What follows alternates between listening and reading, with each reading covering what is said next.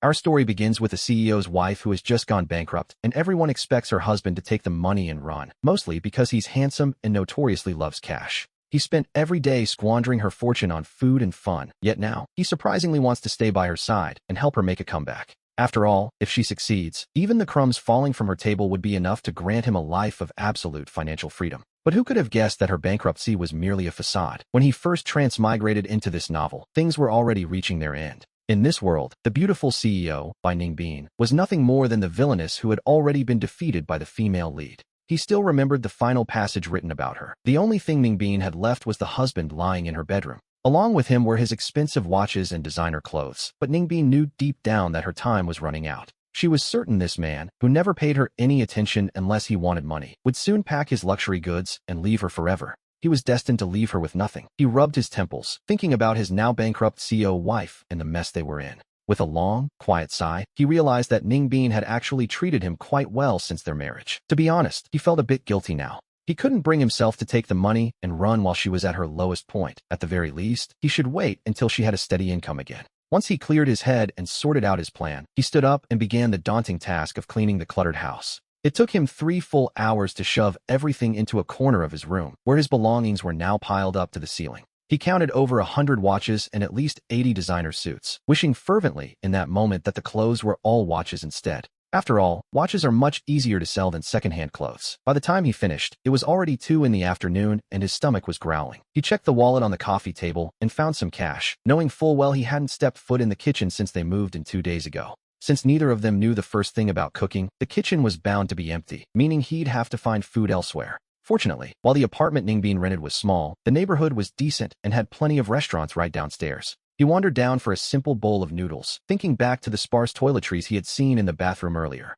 After a quick trip to the supermarket, he returned with a bag of daily essentials, having decided, naturally, to buy a set for Ningbin as well. He chose the colors and styles based on his memories of her preferences, and after that, he set to work cleaning the rest of the house. When he opened the door to buy Ningbin's room, he noticed that aside from a few items on the bookshelf and desk, it was remarkably empty. There was nothing but a bed and a few essentials. Looking at the sparse room, he couldn't help but let out a helpless sigh. By the time 10 o'clock rolled around, he had finished washing up and laid out a late-night snack on the coffee table, ready to enjoy it. But just as he opened the packaging to take his first bite, the sound of the front door opening echoed through the quiet apartment. He looked up and found himself staring into eyes as clear as autumn water. The woman at the door was watching him without a trace of emotion. She glanced around the room, a flicker of surprise crossing her face before her gaze returned to rest firmly on him. At the same time, he took a moment to look her over as well. To be honest, she was an incredibly beautiful woman. It was clear why the author had used every beautiful word in the dictionary to describe her, and he could feel Ningbin's gaze weighing on him.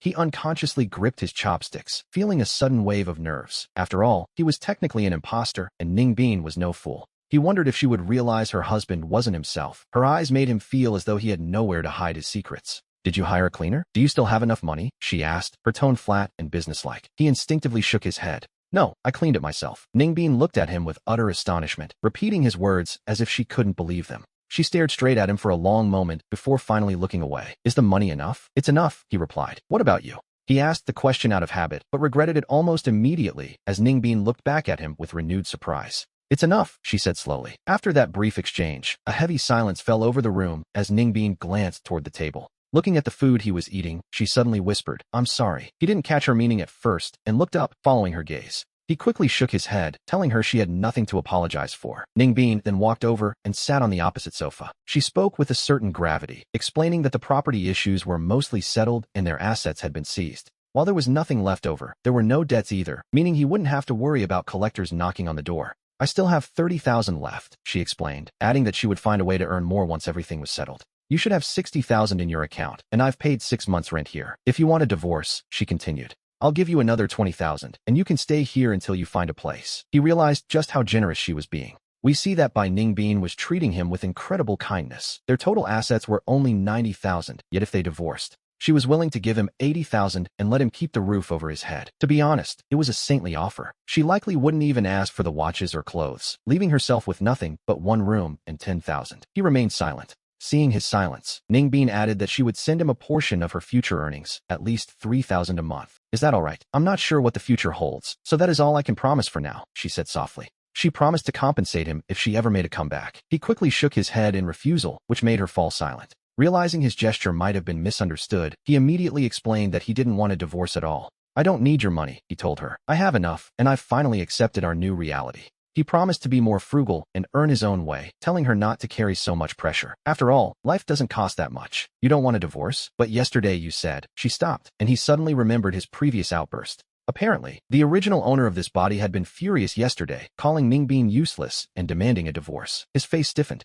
I was drunk then. I didn't mean it. I've thought it through, and I can't leave you at a time like this." He told her that since they were married, he would take responsibility for their life together and could easily support himself. He even joked about supporting her, which earned him an even stranger look from Ningbin, though she didn't say much else. "If you don't want a divorce, then forget it," she said calmly. "Just tell me whenever you change your mind." As Ningbin got up to wash, he awkwardly lowered his head and went back to his food, which, naturally, was the only thing to do. He heard her footsteps pause for a few seconds at the bathroom door. She had likely noticed how he had tidied the place up. It was a scene entirely different from before. Soon, the sound of running water filled the air, and by the time he finished eating, Ningbin had finished washing up. There was no awkward confrontation, much to his relief. She simply thanked him and told him to sleep early, leaving him scratching his head as if in a dream. He took a moment to organize his thoughts once more, went to wash up himself, and then returned to his room to open his laptop. After applying for a personal shop on a secondhand market website, he finally turned off the computer and went to sleep. The next morning, he woke up at 6:30 out of habit. He gathered the ingredients he had bought the day before and started a pot of porridge.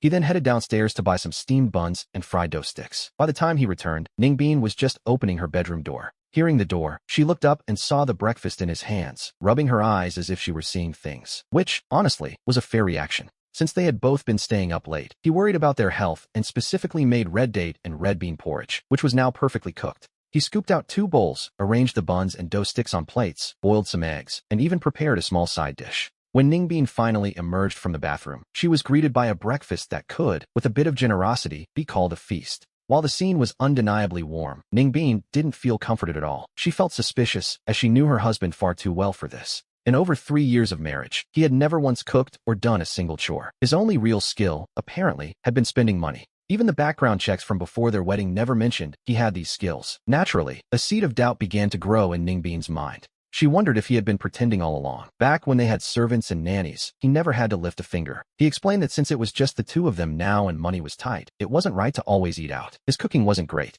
but it was edible enough. He told her that if she didn't mind the taste, she could come home to eat from now on. "So when Grandpa asked if you knew how to cook, you were lying to him?" Ningbin asked, her voice calm but pointed. She took a spoonful of porridge as he froze, quickly laughing it off by saying his skills couldn't possibly compare to a professional cook's. He claimed he didn't want to embarrass himself since Grandpa was used to delicacies. It was a flimsy excuse, but it was just plausible enough to work. Ningbin nodded, admitting the taste was actually quite good. Watching her eat with such natural elegance, he suddenly realized something important. He realized that asking a woman raised on the finest delicacies to eat such simple street food was quite a tall order. After they finished, Ningbin offered to help carry the dishes to the kitchen, but he quickly stopped her, insisting he could handle the cleanup and the washing himself. He told her to focus on her own business, knowing she had properties to handle and likely wouldn't be back until evening. She shouldn't worry about him. He reminded her to call if she needed anything. Once Ningbin finally left, he felt a wave of relief wash over him. He couldn't help but think that even in her current state, her natural elegance and that invisible, high society pressure she radiated were impossible to ignore.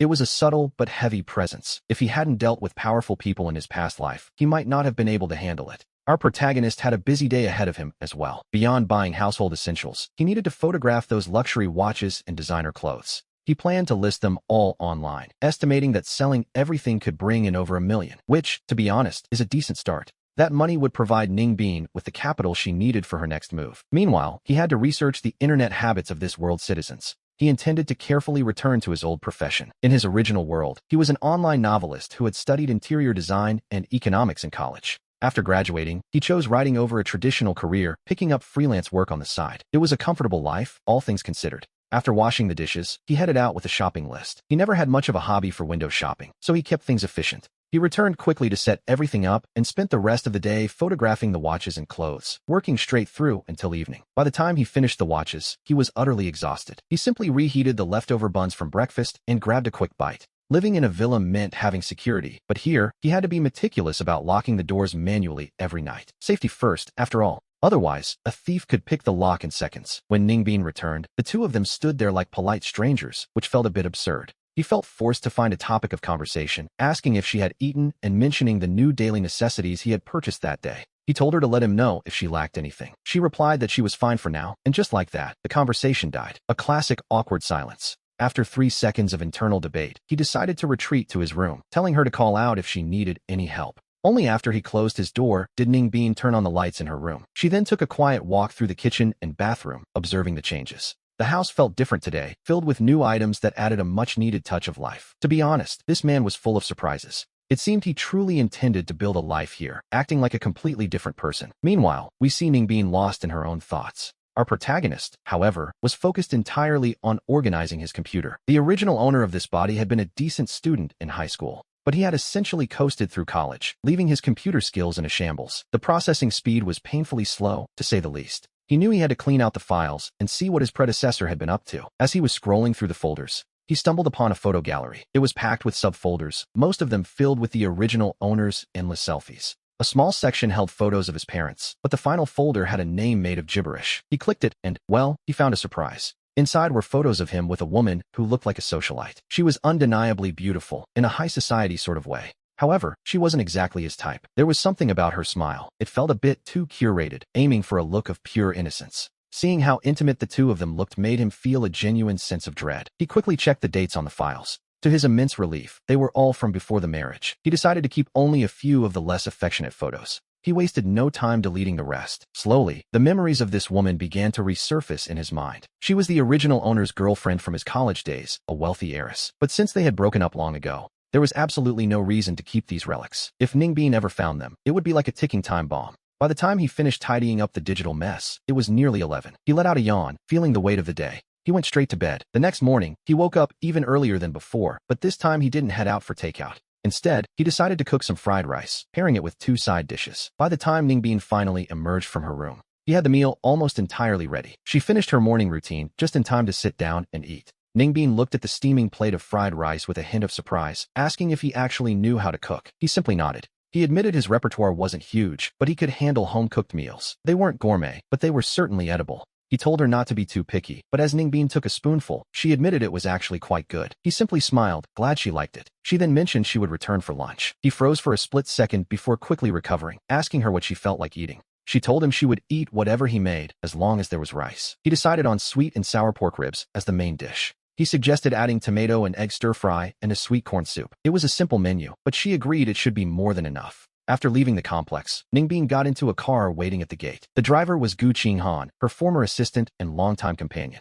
Qinghan was a friend chosen by Ningbin's grandfather to grow up alongside her. As soon as she sat down, he handed her a paper bag. He offered her some breakfast, but she declined, explaining she had already eaten the fried rice that Xiaoyu had prepared for her. Qinghan's hand froze in midair, his face a mask of pure shock. He couldn't believe that Xiaoyu actually knew how to cook. Ningbin admitted she was just as surprised. He had made porridge the day before, which she thought was already a miracle in itself. When he claimed he could cook, she assumed it was just empty boasting. And yet, here he was, serving up a proper breakfast. She even mentioned she was going back for lunch because he promised to cook more. Hearing about this sudden change in behavior, Qinghan frowned, wondering if this was all part of some elaborate scheme. After all, the two of them used to live completely separate lives. He remembered Xiaoyu as someone who lacked any real skills. Besides, hadn't he been demanding a divorce? Qinghan had already researched the entire process. He wondered why everything had suddenly gone quiet. Ningbin looked up, a thoughtful and somewhat mysterious smile playing on her lips. She explained that he no longer wanted a divorce, claiming he had accepted their life and intended to work hard and earn money.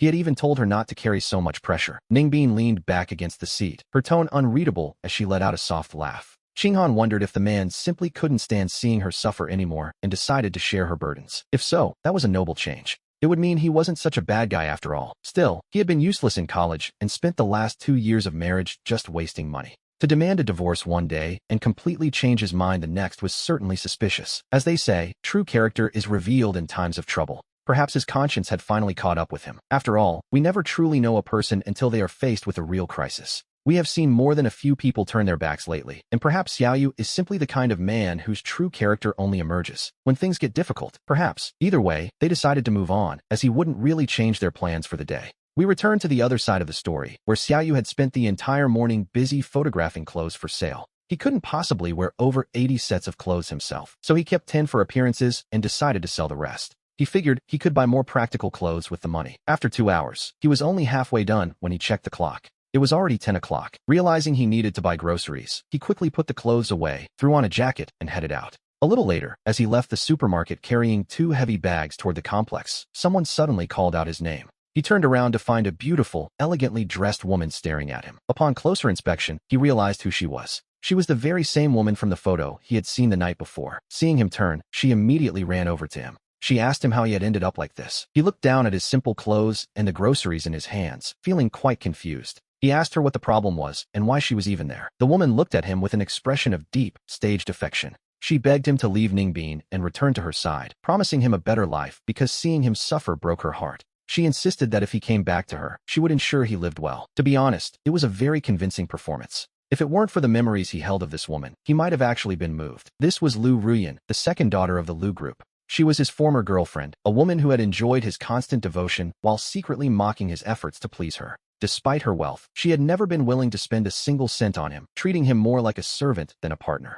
During their relationship, he was the one who paid for everything while she treated him with a massive sense of superiority. It was only when Ningbin entered the picture that she suddenly put on this act of devotion, trying to convince him to stay. Back then, he had been truly sincere, saving every penny and going without food or new clothes just to provide for her. But this woman only wanted to toy with him. Fortunately, even in his past life, he had remained just rational enough to see the truth. He hadn't completely fallen into her romantic trap yet, and back then, the original Xiaoyu had actually been on the verge of rejecting Ningbin. Fortunately, by a strange twist of fate, he discovered Ningbin's other side. Only then did he give up on Ruyan, and it was precisely because of this that the original Xiaoyu began to believe that in this world, only money can be relied upon. This led him to become the person we saw later. Someone who only cared about spending. One could say this woman bears at least half the responsibility for the tragedy of his past life. Now that this manipulative woman had found him again, it certainly wasn't out of affection. Whatever her hidden motive was, he didn't know yet, but it was undoubtedly malicious. Previously, Ningbin was someone she could only admire from afar, but now that Ningbin had lost her power,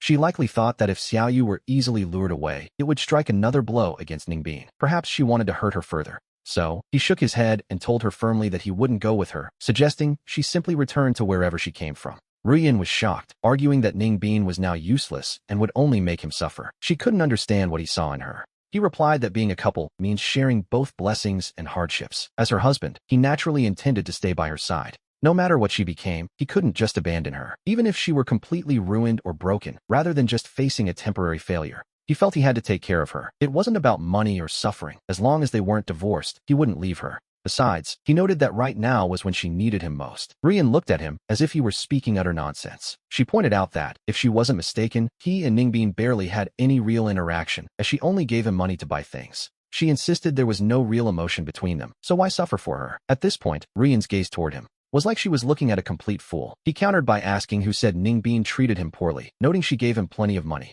Even though she had no time for him, he could spend as he pleased. To her, that money might have been nothing, he admitted. But money doesn't just grow on trees. The fact that she gave it to him at all was an act of kindness. Yes, quite a logical point. Since she had given him so much, he felt he should show her gratitude. Now that she had failed, she even agreed to let him keep the house. She was even willing to give him most of her remaining money. In his eyes, she had been more than fair, and he called that a good life. If that isn't considered a good life, then what is? We didn't have feelings for each other, yet she acted with such integrity. That is more than enough. You claim she's no good, but are you any better? She asked how she could possibly be bad. She promised she would treat him wonderfully, but before Ruyan could continue, Xiaoyu cut her off. Back in university, he had nothing. She had always looked down on him then. In the 2 years they knew each other, she hadn't spent a single cent on their relationship. Even the gifts she gave him were just free leftovers from her own shopping. Meanwhile, he worked part-time jobs just to give her money. And then, she simply turned around and dumped him. He asked if she really called that good. She stammered, asking what he was saying. She demanded to know what kind of person he took her for, wondering if Ningbin had told him something to cause a misunderstanding. A dark shadow passed over Ruyan's eyes. He told her she was thinking far too highly of herself. A woman like Ningbin would never even mention Ruyan to him. In fact, she likely wouldn't notice her at all. He noted that only someone like Ruyan would obsess over her, trying to find some sense of existence in her presence. As the saying goes, you see the world as you are. He told her to just go back to wherever she came from. To be honest, he was being quite polite. He didn't want to say anything crueler. Ruyan's expression darkened further as she took a few steps closer to him. Putting on a fragile, weak front, she told Xiaoyu that Ningbin must have brainwashed him. She asked how he could think such things, insisting that she truly loved him. She claimed Ningbin was only holding on to him because she was broke. She pleaded with him not to be so foolish, but he told her to stop right there. He told her not to come any closer. In short, abandoning a spouse the moment they lose their power is simply beneath a decent human being. He refused to leave her at a time like this, telling Rian to give up on the idea. Even if he were to leave, it would only be when Ningbin no longer needed him. Rian opened her mouth to argue further, but suddenly, a burst of applause and cheering erupted from nearby. People were shouting that the young man had spoken perfectly.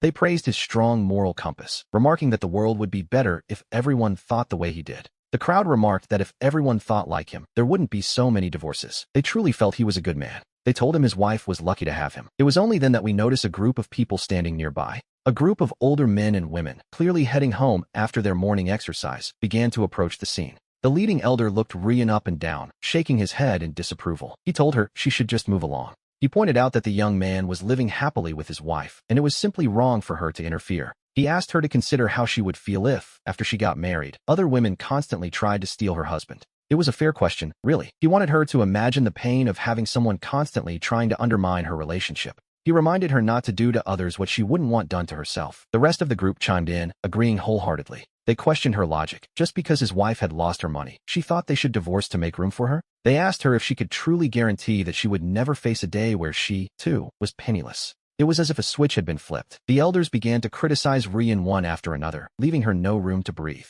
They didn't even give her a chance to argue. In their eyes, she had instantly become a woman of poor character and twisted values. She was labeled an irredeemable mess. Seeing his opening, Xiaoyu quickly stepped aside to give the elders more room. Hiding behind the crowd, he struggled to suppress a smile. He told them she clearly needed a lesson and encouraged them to keep at it. He announced that he had to get home to cook dinner and would have to leave them to it, promising to chat again another time. The elders told him not to worry and to head home, assuring him that they would handle things from there. Not far away, Ningbin and Qinghan watched the entire scene unfold from their car, their expressions filled with surprise. We see Rian finally admitting her mistakes just to be released by the elders. Only then did she manage to escape. Qinghan spoke up in disbelief, asking if that person they just saw was really Xiaoyu. She remarked that he seemed like a completely different person. Ningbin confirmed it was him, noting that Xiaoyu was indeed a very good man. Before, people only knew Xiaoyu as a reckless spender, but now that Ningbin was nominally bankrupt, he refused to leave her, willing to endure hardship just to stay by her side, and not even out of love. Instead, it was a matter of moral duty, which, as those elders noted, showed he had incredibly upright values. At this point, Ningbin felt her own understanding of him was a bit skewed. After saying goodbye to Qinghan, she returned home to find Xiaoyu curled up on the rug in front of the sofa with his laptop. He was typing away furiously while the entire house was filled with the delicious aroma of stewing meat. When she set the fruit down, he greeted her, and she walked over, curious to see what he was doing. To her surprise, she found him writing a story. He explained that he'd forgotten most of his college major, but he still remembered a few things, and since he was an avid reader of novels, he felt he knew the field. He told her he planned to try his hand at writing web novels, asking if she had any objections. His hands never stopped typing as he spoke. To Ningbin, this pursuit actually seemed to suit his current situation. Since she didn't expect him to earn any real money anyway, she simply told him to do whatever made him happy. Deep down, he knew a young lady of her status likely looked down on such things, so he quickly changed the subject. He mentioned the ribs were already stewing and dinner would be ready in an hour, suggesting she go relax. Ningbin nodded, went to freshen up and change, and then disappeared into her room for the next hour. When the time finally came, he called her to the table, which was set with 2 bowls of rice and several dishes. The spread was vibrant and beautifully garnished, clearly the work of someone who had prepared it with great care. He admitted it was his first time making sweet and sour ribs and encouraged her to give them a try. He even offered to make a quick salad if they weren't good. You see, he had lived alone since his parents' accident. While his standards weren't impossibly high, he still took pride in his home, keeping everything tidy and well-maintained. Whenever he had free time, he would cook for himself, maintaining a disciplined routine that kept his domestic skills sharp. His humble words were merely a polite gesture. While he wouldn't claim to be a chef, his home cooking was quite solid. Back when he hosted friends, he was always the one at the stove, earning plenty of praise. Ningbin then picked up a piece. She took a bite and nodded, admitting it was actually quite delicious. He smiled, encouraging her to eat as much as she liked. He noted how chaotic her life had been lately, leaving her exhausted and poorly fed as he poured a cup of lemon tea. He pushed the cup toward her, explaining it was lemon tea with a hint of honey to help her replenish some vitamin C. He told her to drink what she could and not mind the sourness. Ningbin watched him with a searching look, feeling he had changed. It was as if he were a different person. The man before her didn't match the reports she'd read or their 2 years together. And yet, she realized she had never truly paid him much attention, so she couldn't be certain those old reports were entirely accurate. She suppressed her doubts and thanked him for his hard work. He quickly waved it off, noting he stayed home all day anyway. He was sheltered from the elements, while she had to face the world alone, which he knew must be incredibly exhausting for her. He urged her to eat more with a gentle smile. We can imagine that, in the past, Ningbin was someone others could only look up to. While the elder Master Bai was alive, no one dared to challenge the family, and Ningbin herself was always the shining star. She was the prodigy that other parents used as a painful comparison for their own children, the gold standard of her generation. Now that the elder was gone, the distant relatives of the Bai family were only interested in carving up what remained of the estate. They were practically praying for Ningbin to collapse, refusing to help and instead preferring to see her fall from grace. There is a certain cruelty in watching someone you once envied being trampled underfoot. To be honest, it's a classic trope. Deep down, he recalled reading stories where he never understood why Ningbin refused to let her close friends help her out. Clearly, if she had accepted their aid, she wouldn't have fallen so far. But given their current strained relationship, he couldn't ask. He felt it wasn't his place to pry just yet. After all, Ningbin was still the proud young lady she had always been. He assumed she had her own reasons for her silence. He wasn't sure if Ningbin enjoyed the meal, but he certainly felt satisfied. He guessed she didn't dislike his cooking, considering she had finished 2 whole bowls. To be honest, that was a good sign. He told her he'd leave the dishes in the kitchen and wash them after his nap. He dropped them in the sink and moved on. After setting out some fresh fruit on the coffee table, he returned to his spot to keep typing away at his old stories. His progress was incredibly fast, mostly because he had spent years honing his typing speed to a professional level. He knew he needed money. Since he didn't understand business, his only option was to earn enough to lighten Ningbin's heavy burden. Meanwhile, Ningbin returned to her room and closed the door. He had no idea what she was doing behind that closed door. By 1:30, he forced himself to shut down the computer and head for a nap, leaving the living room in total silence. Inside her bedroom, Ningbin hesitated before replying to Gu Qinghan on her phone, telling her she would wait and see for now. She told her friend there was no need to investigate him further yet. Perhaps she was overthinking things, so she decided to wait. Less than an hour later, the alarm went off. He dragged himself out of bed, his head still feeling a bit heavy from sleep. He noticed the bathroom door was closed and grumbled to himself about his forgetfulness as he reached for the handle. He pulled the door open and was about to step inside when he looked up and locked eyes with the person already there. He stammered an apology, explaining he was still half asleep and forgot he wasn't alone. His face turned bright red immediately. He bolted back to his room and slammed the door, wishing he could just disappear. It was, quite frankly, an incredibly awkward moment. It took him a long time to compose himself before venturing out again. Naturally, that was exactly when Ningbin stepped out of the bathroom. The two of them locked eyes once more, even though there were several meters of hallway standing between them. He realized this was just the reality of their new living arrangement. They were bound to run into each other eventually. He told himself he'd just have to get used to it. He then asked if she was going out or if her business was finished. Ningbin replied that she had finished everything for the day and wouldn't be leaving again. Then, a sudden thought occurred to her.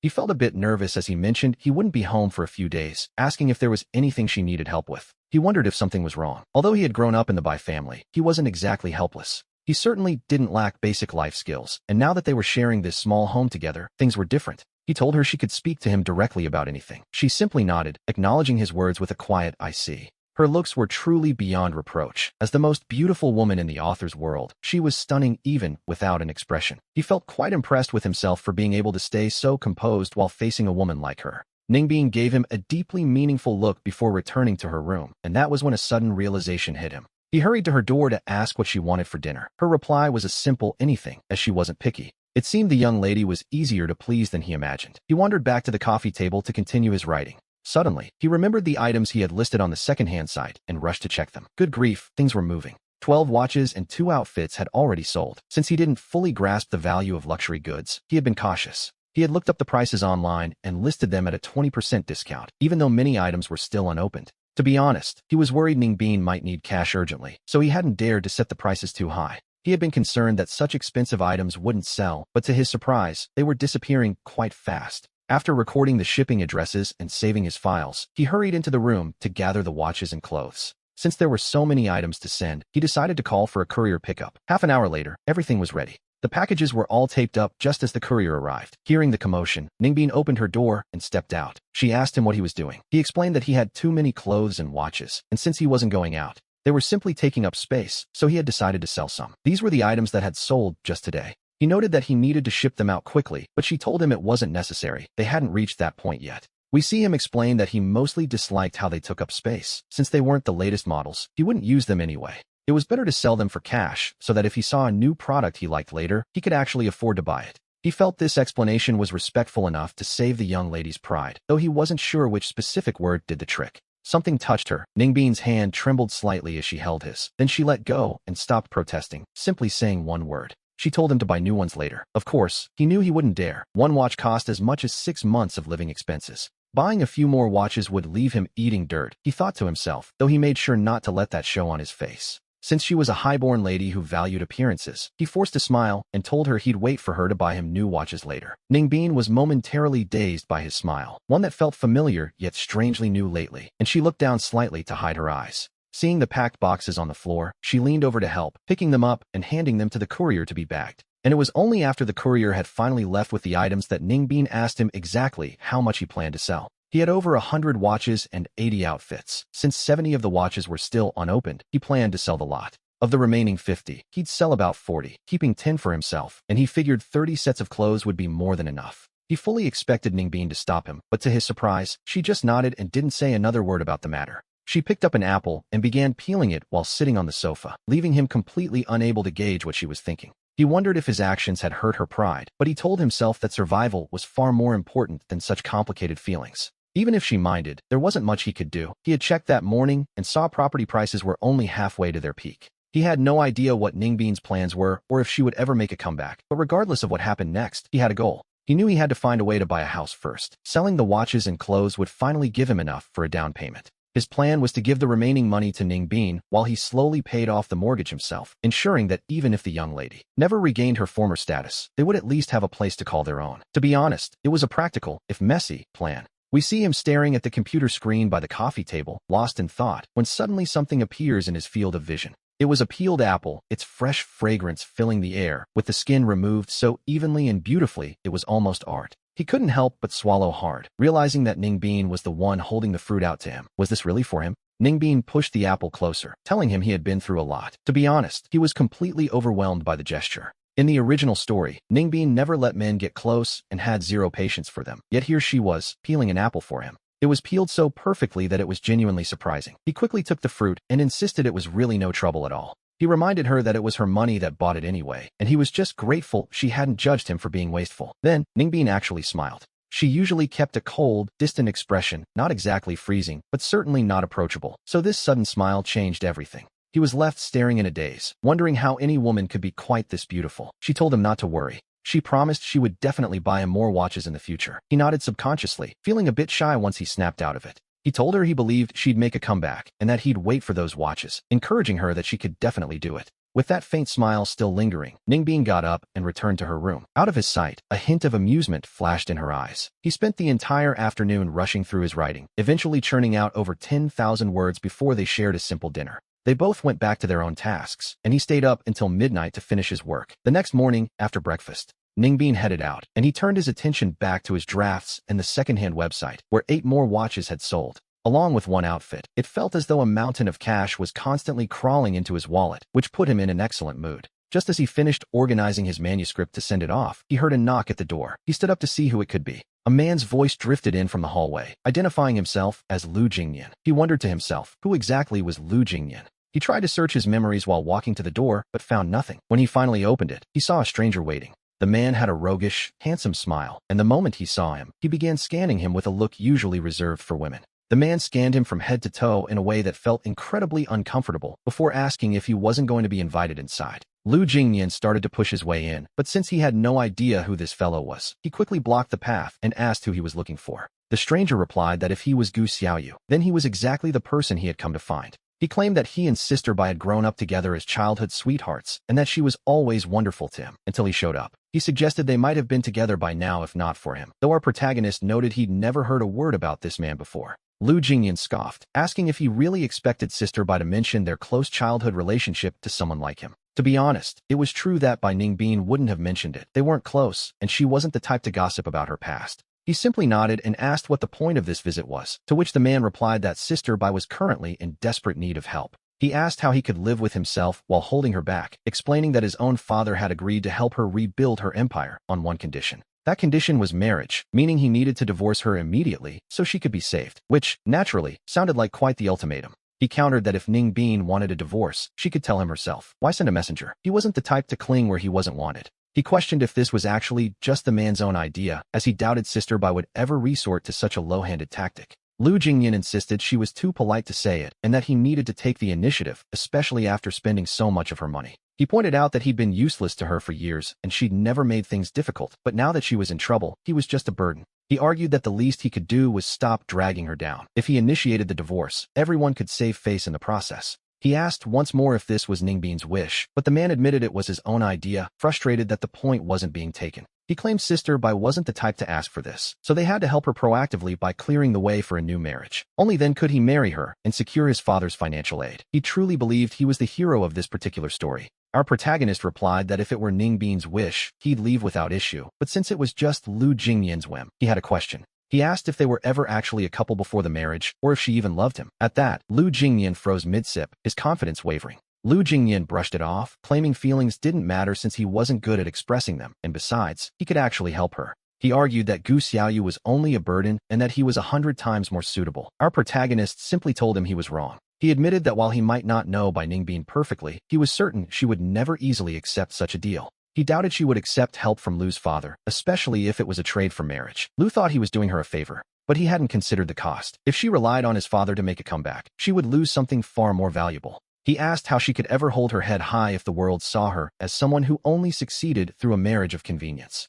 While he didn't know her fully, he believed the woman described in the original story wasn't the type to live off others. In fact, if she hadn't been so stubborn and refused to bow her head, she wouldn't have faced so many risks. A person like that would never use her own marriage as a bargaining chip for a comeback, at least not anytime soon. To be honest, he didn't mind the idea of a divorce, but he refused to be pushed into it by a stranger's meddling. He made his stance clear. Whatever Ningbin wanted was her business, and he would respect her choice. This seemed to strike a nerve. Lu Jingyan exploded in anger, accusing him of selfishly clinging to the marriage just to hold her back from her future. He shouted that Sister Bai had already done more than enough for him, and now that she finally had a chance to rise again, he was trying to destroy it with his own hands. He called the behavior disgusting, but our protagonist remained remarkably calm. He told Mr. Lu that he had been polite enough, despite the man barging in to say such inappropriate things. He noted that an outsider might think Lu was desperate to break up a family. Their marriage, after all, was private. He questioned when it became acceptable for a third party to interfere, even if they claimed their intentions were good. If he truly wanted to help her, he should go speak to her directly instead of bringing these demands to her husband.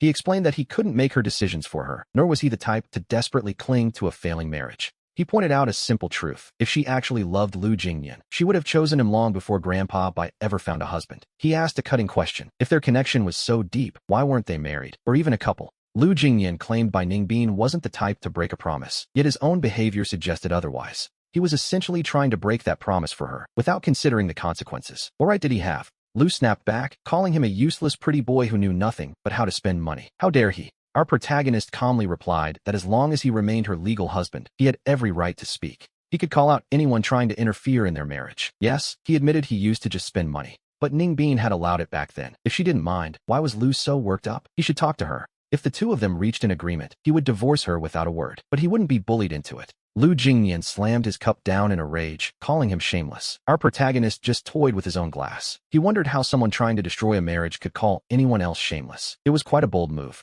Since they clearly weren't going to agree, Lu concluded that he simply refused to grant the divorce. He told Lu to believe whatever he liked. Realizing he wouldn't get his way today, Lu reached his limit. Without another word, Lu Jingyan stood up and stormed out of the house in a fit of temper. It seems not only the heroine is popular, but even the rivals are quite persistent. To be honest, he considered the divorce. If it weren't for his conscience, he might have agreed. But he couldn't just take over someone's body and life, and then act as if he owed nothing. Even if he didn't spend the money himself, the debt was now his. Putting the drama aside, he checked his online records and went to his room to handle some business. He packed the watches he had sold and called the courier. These items needed to be shipped out immediately. By his count, these sales would bring in about 2 million. Once the buyers received their goods, his bank account would see a massive boost, a few more sales, and he could finally afford his own small apartment. With a down payment, he could finally join the ranks of homeowners. The thought filled him with sudden motivation, and he decided to set aside his writing for a while. Instead, he opened a browser and began scouting local real estate listings. After all, one must choose their very first home with the utmost care.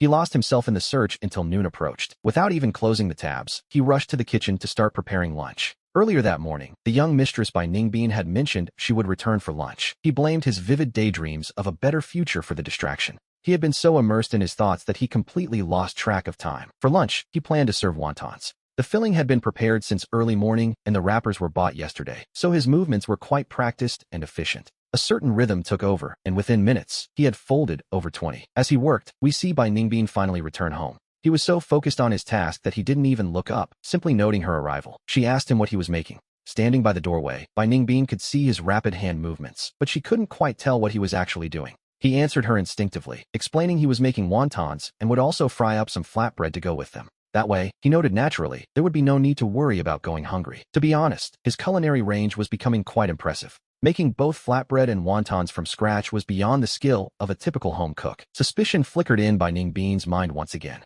But as she watched him sitting there, so quiet and skilled at his work, she felt there was no point in overthinking it. It had been a long time since she'd eaten such things. The thought slipped out of her mouth before she could stop it. Realizing how strange she sounded, she felt a sudden wave of awkwardness. She quickly fell silent and retreated into the bathroom to wash her hands, as if trying to hide her reaction. He, however, noticed nothing unusual. He simply enjoyed wontons himself and assumed that with all the stress of her business lately, she hadn't had the heart to worry about her meals. Besides, wontons are just a simple snack. It was perfectly normal not to have had them in a while, which, in his mind, explained everything. He offered to cook a larger batch for her, suggesting he could freeze the leftovers for those days when they didn't feel like cooking. Bai Ningbin emerged from the bathroom and agreed that a larger portion would be nice. It was a rare moment of simple domesticity for them. She hadn't indulged in simple street-style snacks like this in years. The last time, if we recall, was nearly 4 years ago. If he hadn't suddenly mentioned it, he might not have realized just how long it had been since he truly allowed himself to relax. He agreed to cook a bit more, his hands never stopping their rhythmic work, as he felt his life was finally filling with hope.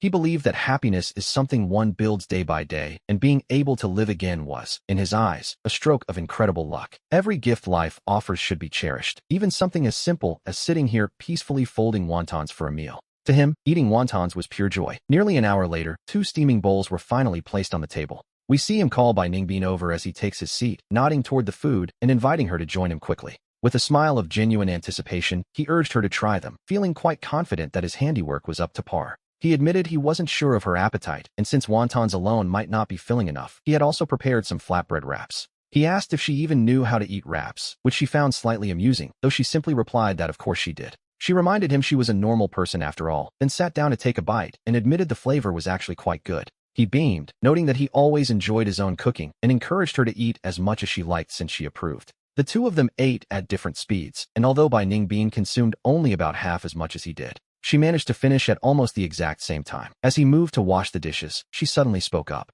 She suggested buying a dishwasher, but he insisted it was just a few bowls and wasn't worth the extra expense. She dismissed the cost as if it were nothing, leaving him with a look of visible hesitation on his face. It seemed the young mistress hadn't quite adjusted her attitude yet, failing to realize they were no longer the wealthy people they once were. He struggled with whether he should bluntly remind her of their new reality, but seeing her slightly furrowed brow, his resolve softened. The warning he intended to give changed into a simple agreement, telling her he would handle buying one so she wouldn't have to worry. He joked that he was very picky and might take a long time to choose, sighing inwardly at how easily her beauty swayed him. He found he couldn't bear to say anything that might hurt her pride, so he simply leaned into the excuse of being a difficult shopper. He claimed it was normal to take a long time to find the perfect model, but as Bai Ningbin watched his conflicted expression, she suddenly understood. She realized exactly what her husband was struggling with, and for a moment, a very strange sensation washed over her. In the first half of her life, though her grandfather had forced her to endure hardships, she hadn't truly felt the sting of poverty since completing her training at 15. She had forgotten what it felt like to be short on cash. This time, it wasn't that she was broke, but that her husband in name only assumed she was. She simply told him she had things to attend to and headed back to her room, leaving the conversation hanging in the air. We see him finish the dishes, content with their peaceful coexistence, before heading off to prepare for a midday nap. Just then, Bai Ningbin suddenly opened her door and asked if Lu Jini had come to make things difficult for him today. He replied it wasn't exactly a hardship. He explained that she had asked him to divorce her, but he refused. She noted that if he actually liked the girl, they could divorce at any time. She mentioned Lu Jini's claim that her father could help him if they married. He firmly replied that there was nothing between them. He assured her he wouldn't divorce her for someone like that. She told him he had done well, adding that other matters could be discussed later. She stated she didn't need help for the time being, as these weren't problems her father could solve anyway. He simply nodded in understanding.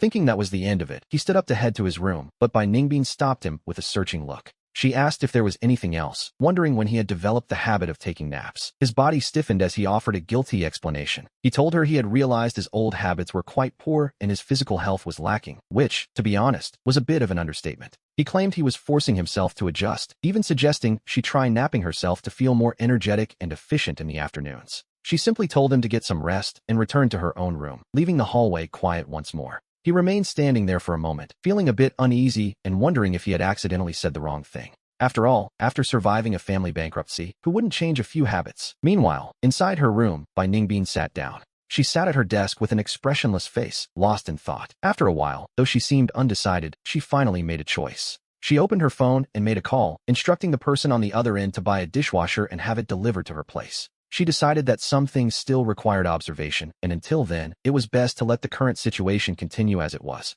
After finishing the call, Bai Ningbin placed her phone on the desk, her gaze inadvertently drifting toward the nearby bed. Gu's words about the benefits of a midday nap echoed in her mind, and before she even realized what she was doing, she found herself lying down, feeling her entire body begin to relax into the comfort of the mattress. It had been a long time since she had enjoyed such a peaceful rest, and without her noticing, it was already 2:30. We see Gu emerge from his room, taking a long, satisfying stretch before heading to the bathroom to wash his face. As he stepped out, he ran into Bai Ningbin leaving her room, her eyes still clouded with the soft haze of sleep. He couldn't help but wonder if all highborn ladies looked this stunning after a nap. It seemed almost unfair for a villain. The author had clearly put a great deal of effort into her character, only to hand her such a tragic and bitter end. It was a pity, really, and as he thought this, a trace of genuine sympathy inadvertently flickered across his face. When Bai Ningbin caught that look of pity, it seemed to sting her, causing her to immediately avert her gaze. He quickly stepped aside, offering her the bathroom with a polite gesture and waited for her to head inside.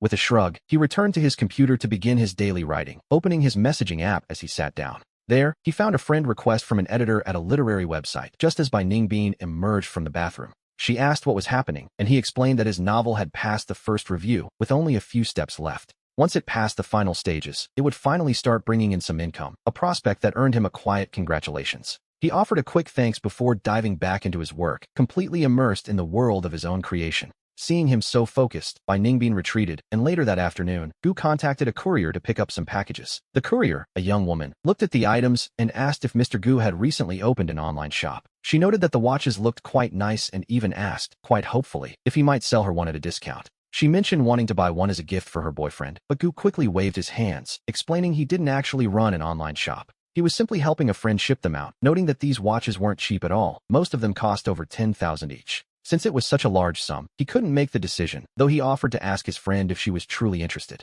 The courier was stunned to realize they were luxury goods, and Gu admitted he didn't know much, only that they were quite expensive. Just then, the elevator doors opened and Bai Ningbin stepped out, having clearly overheard the entire conversation about the price tags. Gu casually explained that the courier wanted a watch, and since they weren't his, he thought about asking his friend for a discount. The courier quickly backtracked, realizing that if these were genuine luxury items, they were far beyond her reach. She laughed it off, saying a regular person like her had no business wearing something so pricey, before asking if that was the final package. If that was everything, she was ready to head out and get them processed. Gu confirmed that the shipment was complete. He thanked her as she gathered the parcels and headed for the elevator, only then realizing he had been blocking the doorway the whole time. He quickly ushered Bai Ningbin inside, surprised she was back so soon, though she noted her business for the day had been brief. She asked why he claimed the watches belonged to someone else, and he explained that in their current situation, discretion was a necessity. If word got out about their wealth, it could lead to danger. Besides, even though the courier was a familiar face, it was better to be cautious.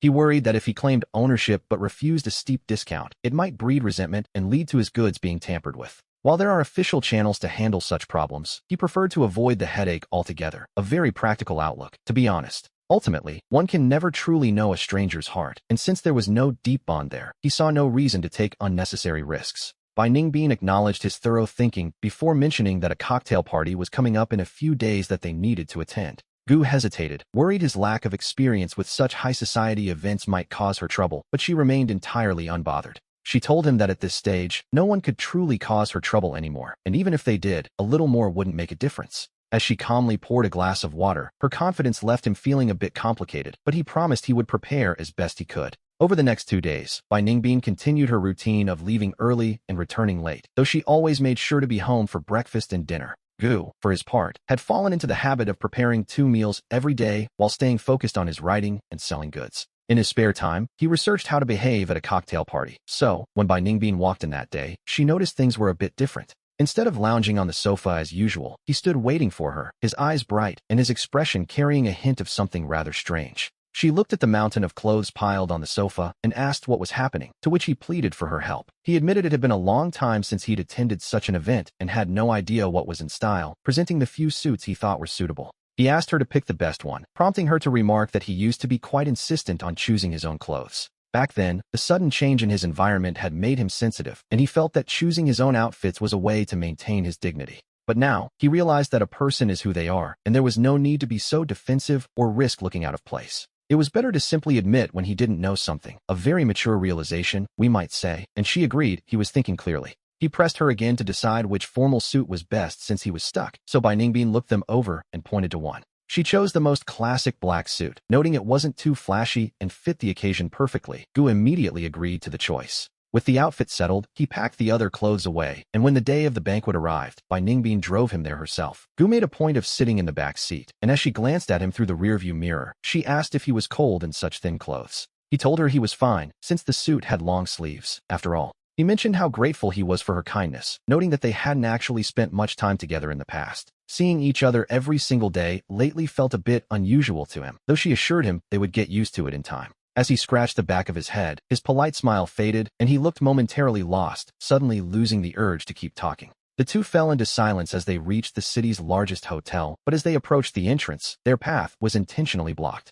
Standing directly in their way was a rather stout man, his hair shimmering with a bit too much styling oil. A woman dressed in flashy, vibrant clothes was clinging to his arm, while his face wore a glaringly obvious look of ill intent. The land in Qingdong is being closely watched by the Guangyuan group lately. Shouldn't you look into that, Mr. Li? She asked, leaving him momentarily stunned. His expression twisted for a second before he forced a smile, remarking that Bai Ningbin was as elegant as ever after all this time. Fortunately, Bai Ningbin had no intention of entertaining him further, leading Gu right past the man and deeper into the venue. As we follow them into the cocktail party, we see several familiar faces from Gu's past, mostly fair-weather friends of various wealthy socialites. They were mostly sons or sons-in-law who had married into families, and to be honest, none of them were particularly well-respected. Some spotted Gu and considered approaching with their glasses raised, but seeing Bai Ningbin by his side, they quickly and quietly retreated. When asked why he didn't go over, Gu simply noted there was no reason to go looking for trouble with people he barely knew. Their past connections were superficial at best, and now that the situation had changed, he felt it was better not to remain friends. They hadn't walked much further when two more young men, accompanied by the women on their arms, made their way toward them.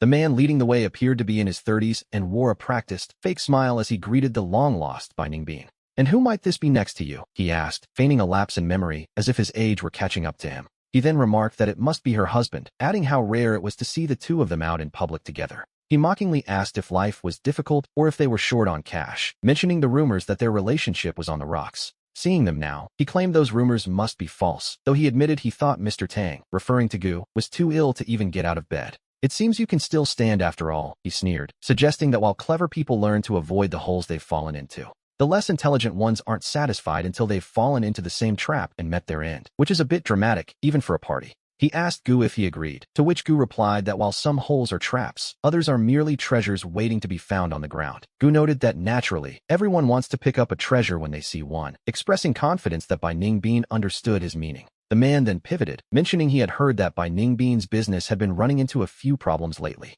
The man continued, suggesting that since they were all acquaintances, he should kindly remind Miss Bai that sometimes wealth isn't just about money. It can also be about the people you keep around. Sensing the insult, Gu instinctively clenched his fists and stepped in front of Bai Ningbin. Just then, a woman's voice called out from nearby, asking her second sister what she was doing there. The two men's expressions shifted instantly. Xiao Rongyu stepped forward, explaining she was just making the rounds. She then asked what they were doing standing there and what they meant by it. She demanded to know since when her sister was someone they could just approach so casually, questioning if the Tang and Shi families had lost all standards. She asked why they were still standing there, wondering if they were waiting for an invitation to leave. "Do you think I have a good temper like my sister?" The two men nodded quickly and turned to leave at once. Their female companions, however, were a bit more curious about the newcomer. They tried to steal a glance back at Xiao Rongyu, only to be harshly scolded by the men. Rongyu then turned to her sister, sighing at her presence. She complained that if Bai Ningbin was coming, she shouldn't have brought him, and even if she did, she should have at least mentioned it. She noted that those two idiots actually had the nerve to show off in front of her, remarking that Bai Ningbin was simply too good-natured for her own good.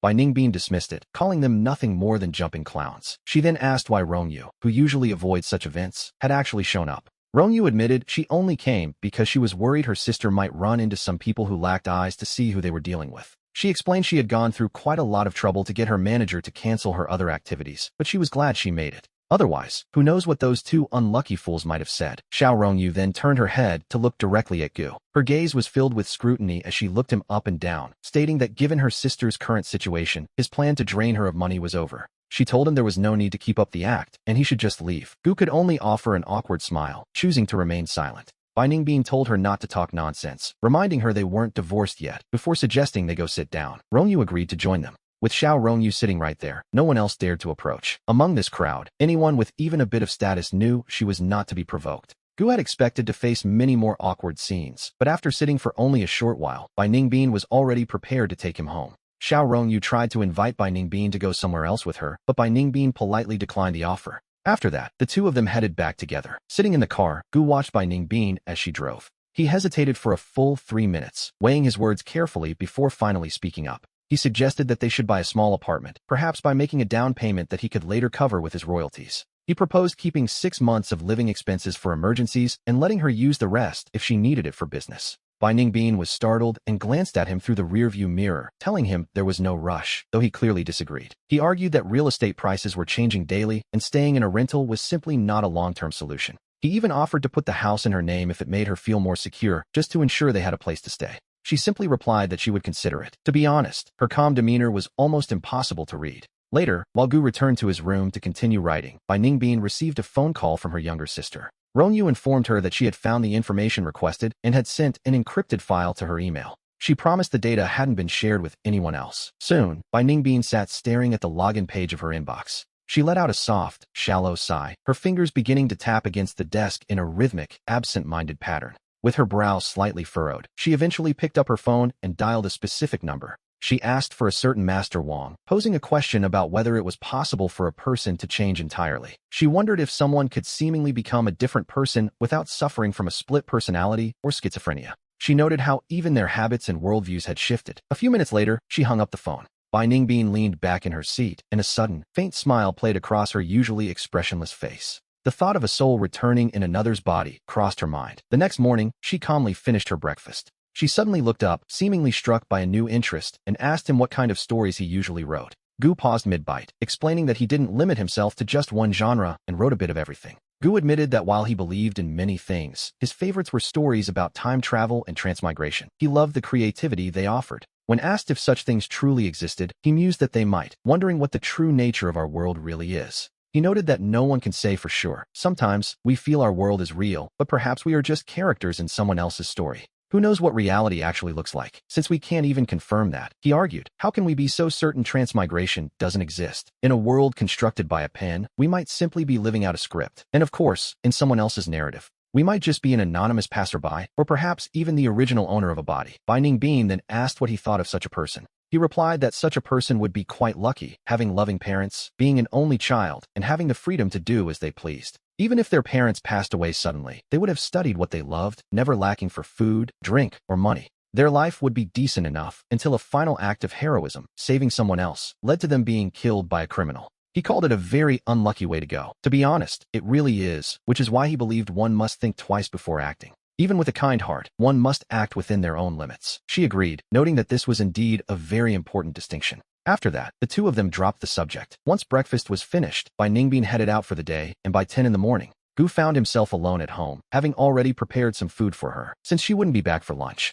He happily ordered takeout for himself. Once he finished, he quickly tidied up the place and took out the trash. After disposing of the garbage, he spent the afternoon shipping out items he had sold before heading to the supermarket for ingredients. As he walked through the aisles, he suddenly realized that his current life wasn't all that different from his previous one. Just then, an older woman nearby spoke up, recognizing him as the young man who had been harassed by that terrible woman recently. She complimented him on being a young man who knows how to cook, remarking that his wife must be very lucky to have married him. He humbly demurred, explaining that she was busy with work all day, so he had been handling more of the housework lately. He added that meeting her was actually his good fortune. As the saying goes, as long as one is grateful, life will never be too bad. The older woman smiled, telling Gu that having such a mindset at his age was truly rare. If his wife felt the same way and understood the value of gratitude, then their future together would surely only get better and better. Meanwhile, as he was picking out the right broccoli and looking for tomatoes, Bai Ningbin suddenly appeared by his side, asking what he was doing there. He explained he had come because he finished early. It was no trouble. He only had 4 types of vegetables in his hands, not a full load. He told her to go ahead with her shopping while he checked the tomatoes, thinking of making sweet and sour pork ribs, a dish she quite liked.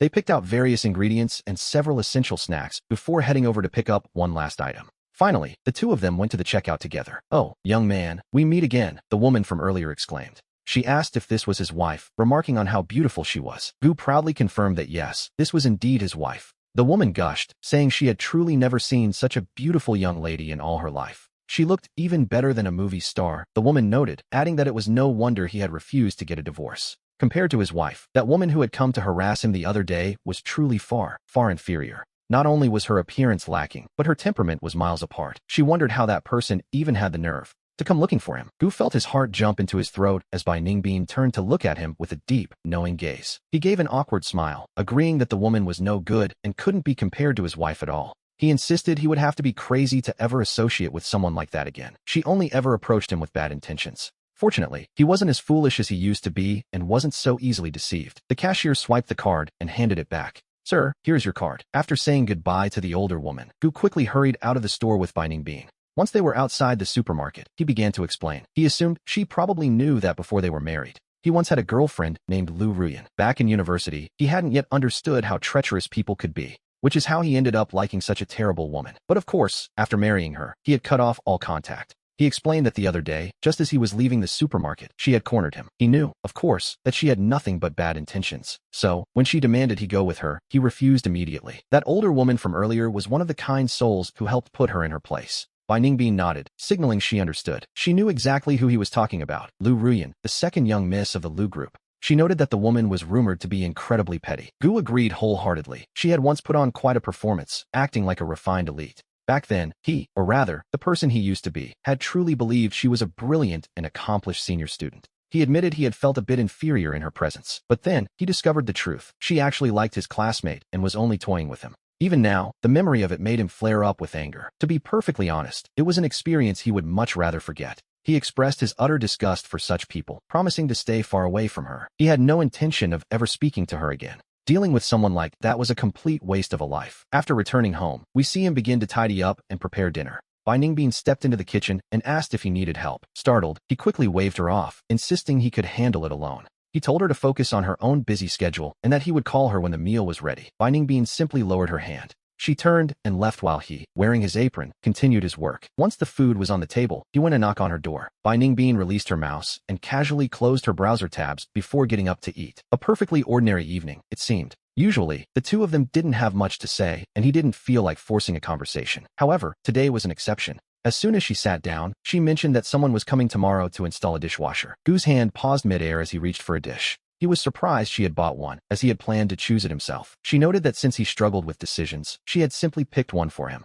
She told him he just needed to use it. Feeling a bit helpless, he agreed that he would try his best not to go out the next day. The conversation ended there, but as they were about to continue eating, his phone rang. He answered with a polite hello, feeling a bit dazed. He couldn't quite process why Bai Ningbin would want him to meet Song Genie. On the other end of the line, Song Genie's voice continued. The voice urged him not to become hostile toward everyone just because of his recent misfortunes. Not everyone, the voice claimed, was his enemy. The voice claimed that while others might want to step on him or mock him, he simply wanted to offer a friendly chat. He suggested it would make Gu feel better, asking if he really intended to keep all that bitterness bottled up forever. In the past, Song Genie had always played the role of a wise, caring older brother, and Gu used to share everything with him. That was why Gu used to follow his every lead, and why Genie now found this sudden coldness so hard to accept. Genie likely assumed Gu was just throwing a tantrum. Eventually, Gu decided that if he insisted so much, he would go. He wanted to see what the man had to say, so after receiving a subtle signal from Bai Ningbin, he finally agreed. The person on the other end sounded relieved, and after a few more words, they hung up. Gu then asked why she wanted him to go.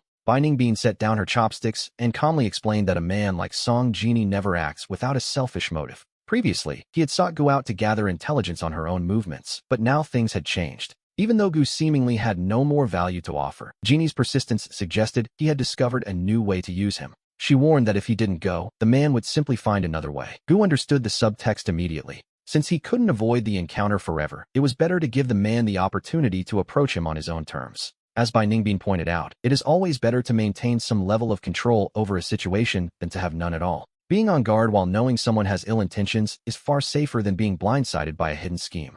Gu realized she was right. It wasn't that he didn't understand the logic. It was simply that his old life hadn't required such caution. He still hadn't fully adapted to his new role, nor to the treacherous environment he now found himself in.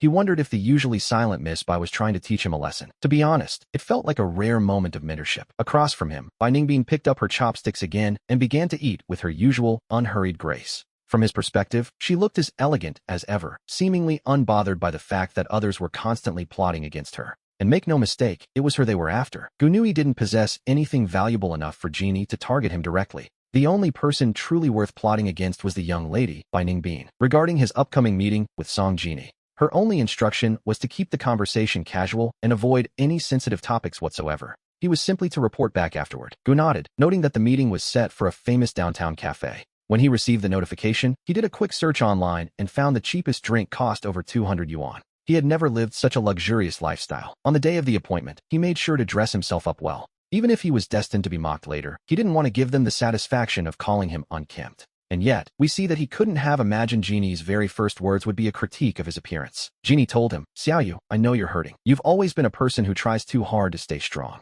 But now that things have reached this point, why bother putting on such a brave face in front of me?" He added that he wouldn't look down on him. If Gu didn't know Genie's true nature, he might have actually believed him. It almost seemed as if Genie cared. To be honest, it's impressive how he maintained such a worried expression while speaking. Gu replied with a smile, "Young Master Song, you joke. No matter how hard life gets, one shouldn't give up on looking good. After all, I'm a handsome man. It would be a waste not to dress up. Youth is fleeting, and I can't waste a single day. Besides, with my natural looks, not staying sharp would be wasting the favoritism God has shown me." Genie laughed, saying Xiaoyu was indeed the most handsome, and suggested they go drink tea and chat about his bad mood. He claimed that while he couldn't do much, he could at least listen to Gu's complaints so he could vent his frustrations. He promised Gu would feel better afterward. Maintaining that smile, he patted Gu's shoulder as the waiter led them inside. They arrived at an elegant private area with the best view. Gu couldn't help but marvel at this playground for the wealthy. It was far superior to any small tea house. The massive courtyard alone, with its professional design, was enough to outclass them all. It was clearly the work of a master. Genie noticed Gu staring at the courtyard, watching him take in the scenery.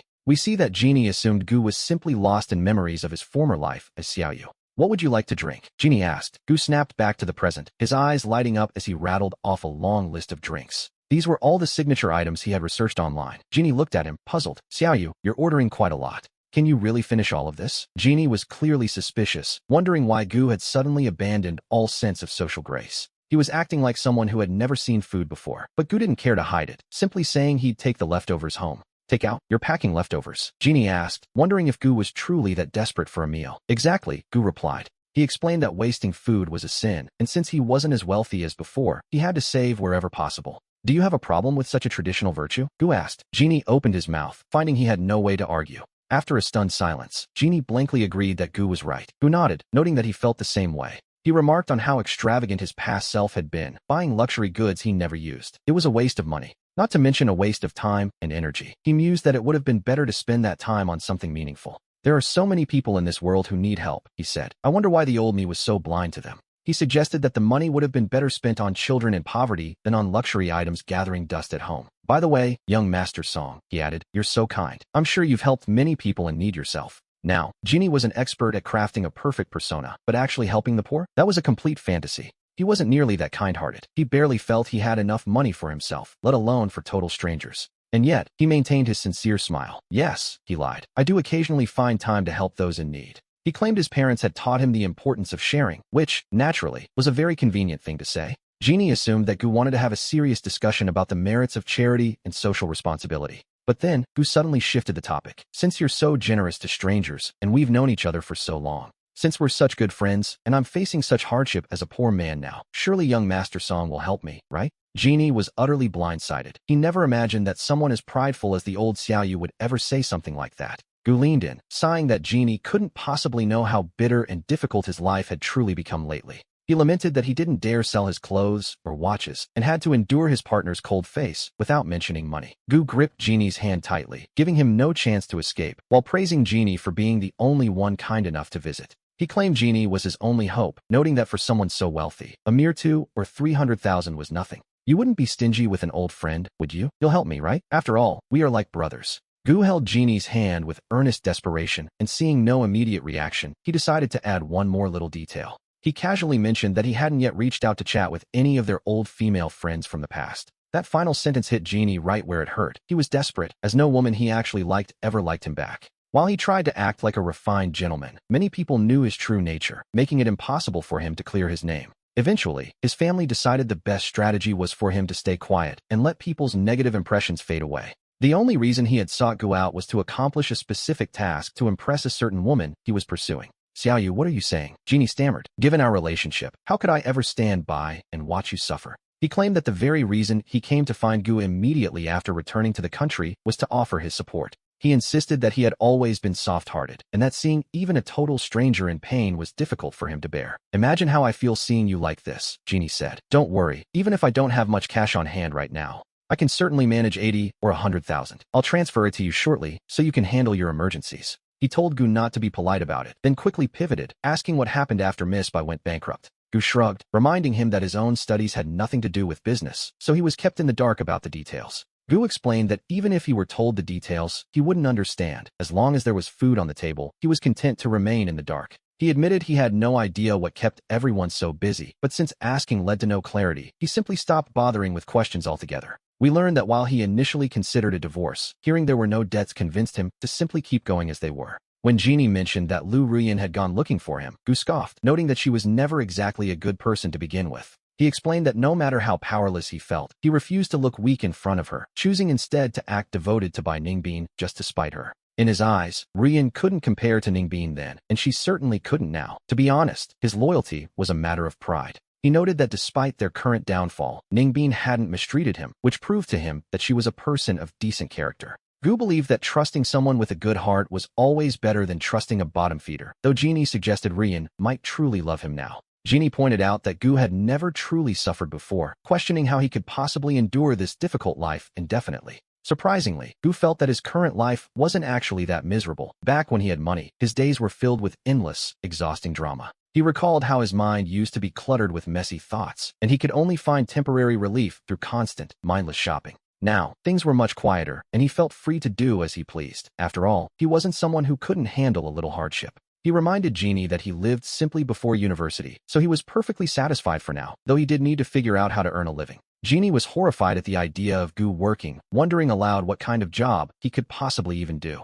Imagine the scene, a former socialite working at a supermarket counter and running into old friends. Good jobs, after all, are hard to find. Genie doubted he could handle the low-level labor that required no technical skills, but Gu didn't see what the big deal was. He pointed out that he was a graduate of a prestigious university. Even without work experience, he had the basic qualities and the ability to learn. With his English skills and professional background, he felt perfectly capable, a fact that suddenly forced Genie to remember something important. It occurred to Genie that Gu had actually gotten into that top school on his own merit, long before he ever met Ningbin or Ruyan. Comparing this to his own need for family money to study abroad, Genie's mood soured, though he still insisted that a degree wasn't everything. Genie argued that experience is just as vital. Starting now, Gu would surely struggle to compete with hungry, young graduates. Gu admitted it wouldn't be easy, but he was willing to try, believing that someone who conquered elite exams could adapt to simple work. After all, it couldn't be harder than the entrance exams, though Genie suddenly caught himself, wondering why he had even brought that up. Gu told him not to worry about it, noting that it was perfectly normal for a young master like Genie to be out of touch. He remarked how enviable Genie's life was, relying on family now and surely relying on a wife later, without ever needing to lift a finger. To be honest, it sounded like a dream to just drift through life doing nothing, which was just a polite way of saying he was useless. Genie struggled to keep his face from twitching at the implication that he was merely a parasite who couldn't survive on his own. Deep down, Genie cursed Gu's sharp tongue, telling himself that such a rude man deserved his current misfortune, though Gu felt quite satisfied. We see the two of them trading barbs, maintaining a thin veil of politeness, while taking every opportunity to stab at each other's pride. The difference was that Genie's insults barely grazed Gu, while Gu's comments seemed to land directly on Genie's most sensitive nerves. By the time they prepared to part ways, Gu was in high spirits, while Genie looked as though he was suffering from internal injuries. Before leaving, Gu made sure to remind Genie about the money. Genie, already planning their next meeting to regain his superiority, simply nodded. Hoping to fish for more information later, Genie reluctantly went through the motions and transferred 100,000 yuan to Gu's account. Gu headed home feeling quite wealthy and content, finding Bai Ningbin sitting on the sofa focused on her laptop when he arrived. Hearing the door, Ningbin shifted her gaze toward him as he went about the routine of changing his shoes and clothes. He returned home with a wide smile, clearly in high spirits as he washed up. He had gone out for a bit today, and it seems the trip was more than worth it. He couldn't hide his delight at making a quick 100,000, and he even brought back a gift. Yes, the other man had tried to act superior from the very start. When the man tried to fish for information, he was shut down with a clever retort. Then, our protagonist played poor and showered the man with flattery. He made it impossible for the man to back down, hinting that if he didn't get a little bonus, he'd simply take his business to someone else. When it came to money, Genie had no real kindness. He only paid up to save face, as Ningbin silently noted to herself. The original Gu used to spend money on luxury bags all day, yet this version of him was genuinely thrilled over a mere 100,000. She felt a strange sensation in her heart, thinking that there was no reason to refuse money that was essentially free. Gu explained that getting money out of Song Genie wasn't easy, then told her to open her account so he could transfer it. He insisted she take it since it was free money, essentially Genie paying her back, so she wouldn't have to worry about household expenses. Ningbin found this quite novel. Seeing his generous go-ahead-and-spend-it attitude, she asked if there was something he needed her to do. He replied that the house lacked nothing and nothing was broken, though Ningbin wasn't referring to chores at all. Looking at his expression, it was clear they weren't on the same page, yet she actually took out her phone and opened the app. She held it out to him, and he naturally transferred the money, which hadn't even sat in his account long enough to get warm. It seemed perfectly natural to him to give her the money. Since it was a windfall, he didn't feel any sting in parting with it. She reminded him that it was his money to begin with. After all, the funds used to treat young Master Song to dinner had come from his pocket, and now they were broke. It was only natural that the repayment went to him. She admitted she liked money, of course, but these days she preferred the satisfaction of earning her own. She was already earning writing fees, and she promised that as long as she was around, he wouldn't go hungry, even if they couldn't afford gourmet feasts just yet. He thanked her sincerely for the simple meal. She told him not to mention it. After all, he had been quite good to her in the past. Then, she remembered something.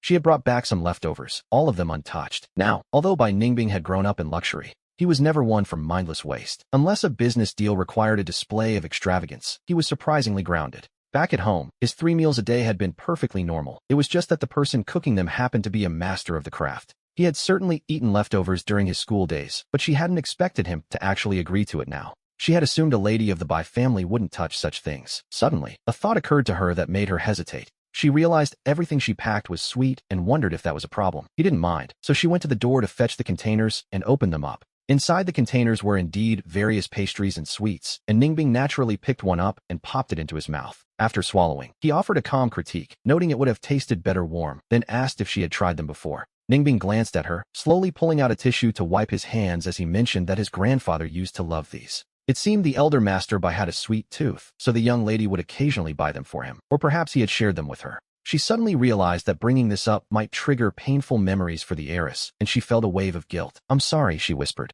He told her there was no need for apologies. The past was separate from the present, so she shouldn't feel bad at all. Still feeling quite ashamed, she asked what he wanted for dinner, offering to cook whatever he liked to make amends. She couldn't help but think how well the young lady had treated the original owner, and even after the rebirth, she hadn't been difficult. And yet, here she was, poking at old wounds and hurting his feelings while his business was already struggling. He told her anything would be fine, adding that he had things to do and would be heading out, likely returning late that evening. She told him to go ahead and focus on his work, promising to wait up for dinner. Ningbing glanced at her, initially intending to tell her not to wait. But seeing her remorseful expression, he kept the words to himself and simply agreed. After he left, she took a moment to think. We see her clean the house and write for a while before heading out for groceries. Around 8 o'clock, the sound of the door opening echoed. She looked up from her draft as Ningbing walked in, quickly saving her work and welcoming him back. She asked if he was hungry, noting the food should still be warm. As Ningbing hung his coat, the cold air he brought from outside began to fade. The warmth of the room seemed to wash away his fatigue instantly. Glancing over, he noticed the table in the dining area was set with food.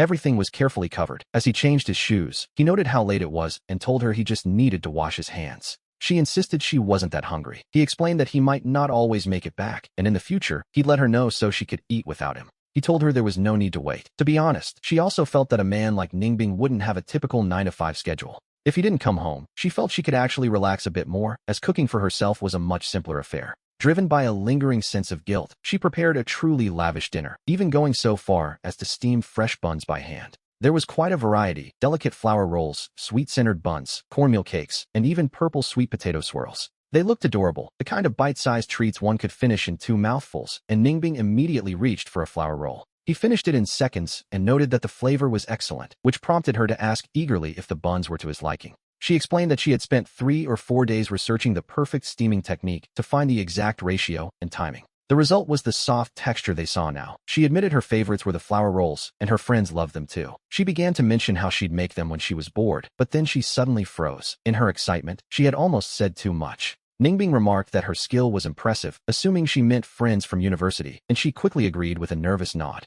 She claimed they were indeed college friends she'd lost touch with, adding that it had been a long time since she last steamed buns. She was relieved her skills hadn't grown rusty, and even more relieved that the young master didn't seem to find her story suspicious. While she celebrated her narrow escape, she failed to notice the look of genuine interest in his eyes as she urged him to try the soup. She mentioned the chicken soup had been simmering for a long time, and he agreed to have more, knowing her soups were always delicious. Ningbing truly enjoyed this dish. While restaurant soups often lack depth, hers seemed to have every flavor perfectly balanced. Deep down, he knew it wasn't just about the seasoning, but rather the feeling of someone actually putting their heart into cooking for him. When he was a child, his mother loved making chicken soup for him, though, to be perfectly honest, the taste was never quite right. Because she insisted it was vital for a growing boy's health, his father would always force young Ningbing to finish every last drop. After his parents passed away in that tragic accident, Ningbing tried many versions of the dish prepared by the family's professional chefs. Even the housekeepers tried to replicate it, but no one could capture that specific memory, and as he grew up, he stopped asking for it.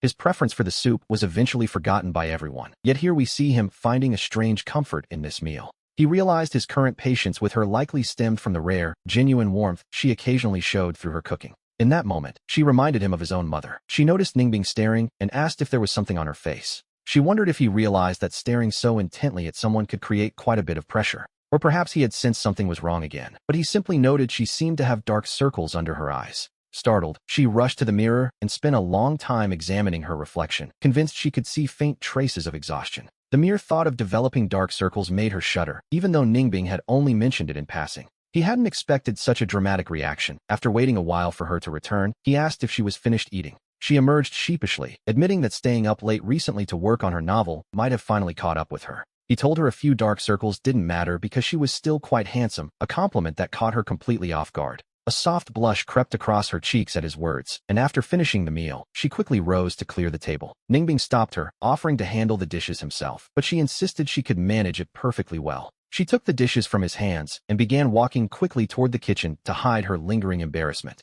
As she hurried away, she left him alone in the living room, where his attention shifted elsewhere. He noticed her laptop sitting on the coffee table with a document still open and, on a sudden whim, decided to take a look. He wanted to see what she had been writing, and when she finished in the kitchen, she walked out to a truly shocking sight. Ningbing was sitting elegantly on the sofa, resting his face on one hand as he read her novel with absolute seriousness. She practically lunged toward him, desperate to stop him before he judged her for the strange things she wrote. She claimed the novel wasn't very good, and to her surprise, he agreed to stop reading without putting up a fight. While she was internally debating if her reaction had been too intense, he stopped at the bedroom door and spoke up. He remarked that the female lead constantly abandoning her company for the hero seemed a bit exaggerated, to say the least. He noted that if the heroine were truly a CEO, she simply wouldn't have that much free time, and with that, he went inside. She retreated into her own bedroom and closed the door behind her, leaving Ningbing sitting right where she had been just moments before. He sat there in a daze, realizing that the young lady had read at least 2 pages, and naturally, they were the 2 most melodramatic ones. He wasn't actually angry about the critique. He simply wanted to clarify to Ningbing that what he was writing followed a specific logic. It was a romance novel where emotion outweighed reality, because if he wrote a realistic CEO story, it would be riddled with technical errors. Realism simply wouldn't attract many readers, but since the young lady didn't understand web literature, he decided it wasn't worth explaining. A few days later, early one morning after Ningbing had finished breakfast but before she left, a sudden knock echoed at the front door just as he finished the dishes. He went to answer it, wondering who could possibly be visiting so early, but the person outside remained silent and simply kept knocking. Peering through the peephole, we see 2 young women standing outside, both possessing a striking elegance and a very refined aura. Either of them looked like they belonged on television as a movie star, and his heart sank as he realized they were clearly not ordinary people. He turned and knocked on Ningbing's bedroom door, telling her there was someone at the entrance who seemed to be looking for her. Ningbing let go of her mouse and stood up to leave her room, immediately noticing the look of deep concern written all over his face. He urged her to check if they were there for her, noting that he had never seen them before, and they certainly didn't look like typical visitors. Deep down, he feared these people were coming to cause Ningbing trouble, and his mind began racing with plans on how to handle a confrontation. Outside, Song Qingwan paused her knocking and turned to her companion, Wu Wanning, with a look of slight hesitation. She asked Wanning if she was absolutely certain that she hadn't remembered the address incorrectly. She questioned if this modest place could truly be where their second sister was currently living. Wanting snapped back that she had told her not to come. Their sister was busy, and since Qingwan wasn't injured, there was no reason to rush here. She insisted that their sister wouldn't be in a hurry to see her, but Qingwan argued that she simply had to see her regardless. It had been a year since they last met, and given how much bad luck their sister had faced recently, Qingwan couldn't set her mind at ease without seeing her. Pouting with stubborn determination, she began pounding on the door instead of knocking, and then the door suddenly swung open. Ningbing asked what they were doing there and told them to come in, while Qingwan exclaimed how much she had missed her second sister. With a cry of joy, Song Qingwan lunged forward and threw her arms around Ningbing before finally letting go. Ningbing noted it was good to have her back, though Wu Wanning joked that in the youngest's heart, only their second sister truly mattered.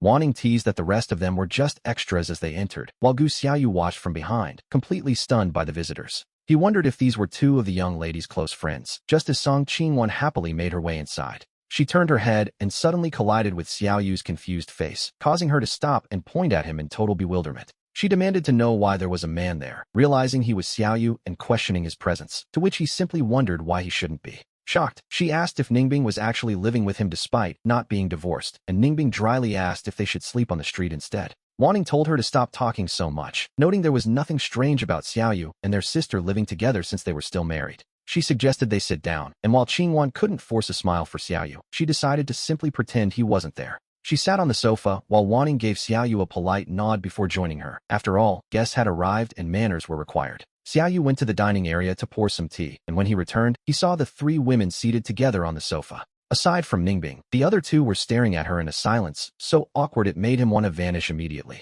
He announced that he had business to attend to and would be leaving, telling them to enjoy their chat as he wouldn't be home for lunch. After Ningbing agreed, he hurried into the bedroom to grab his coat and some things, making a very swift exit. From the moment Ningbing spoke, Song Qingwan had been staring at her with a look of absolute, wide-eyed disbelief. The moment he pulled the door shut behind him, she turned to her sister with an expression that was truly difficult to describe. She repeated the word home in shock, and her comment made even Ningbing pause for a brief, reflective moment. Regaining her composure, Ningbing calmly explained she had been eating there lately because his cooking was actually quite good. Qingwan protested, asking if she really intended to keep living with a man who had nothing to offer besides his good looks. Qingwan argued that they were never short of handsome men around them, refusing to believe Ningbing would be swayed by looks alone. She insisted that if Ningbing were interested in looks, it would have happened long ago, but Wanning decided it was time to speak up. Wanning pointed out that in all these years, she hadn't seen a man of his type who surpassed Xiaoyu, and that was only the beginning. She reminded her sister that one must look at people with fresh eyes, especially since Qingwan hadn't known him well before leaving the country. Since she hadn't had any contact with him since returning, Wanning wondered where she got the confidence to judge him so harshly. Finally, she noted their second sister wasn't a fool. If she tolerated Xiaoyu to this extent, there was certainly a good reason for it. We must remember that in the eyes of outsiders, Ningbing was now penniless, which made Xiaoyu's behavior even more curious. Under such circumstances, the fact that he stayed by her side was quite strange, a detail Wanning had noticed while researching for Ningbing. Wanning had reached a very peculiar conclusion after her investigation, suspecting that Ningbing wanted to keep him close for observation. After all, while a spear in the light is easy to see, an arrow hidden in the dark is far harder to defend against. However, before Qingwan could even nod in understanding, Ningbing dropped a comment that left them both utterly stunned. She explained it wasn't as complicated as they thought. Xiaoyu had changed, and the current situation was actually quite pleasant. The reason he lived there was simply because he had nowhere else to go, and now he spent his free time earning money and cooking. It seemed he had returned to the lifestyle he had before university, but Qingwan still couldn't understand why he wouldn't just get a divorce.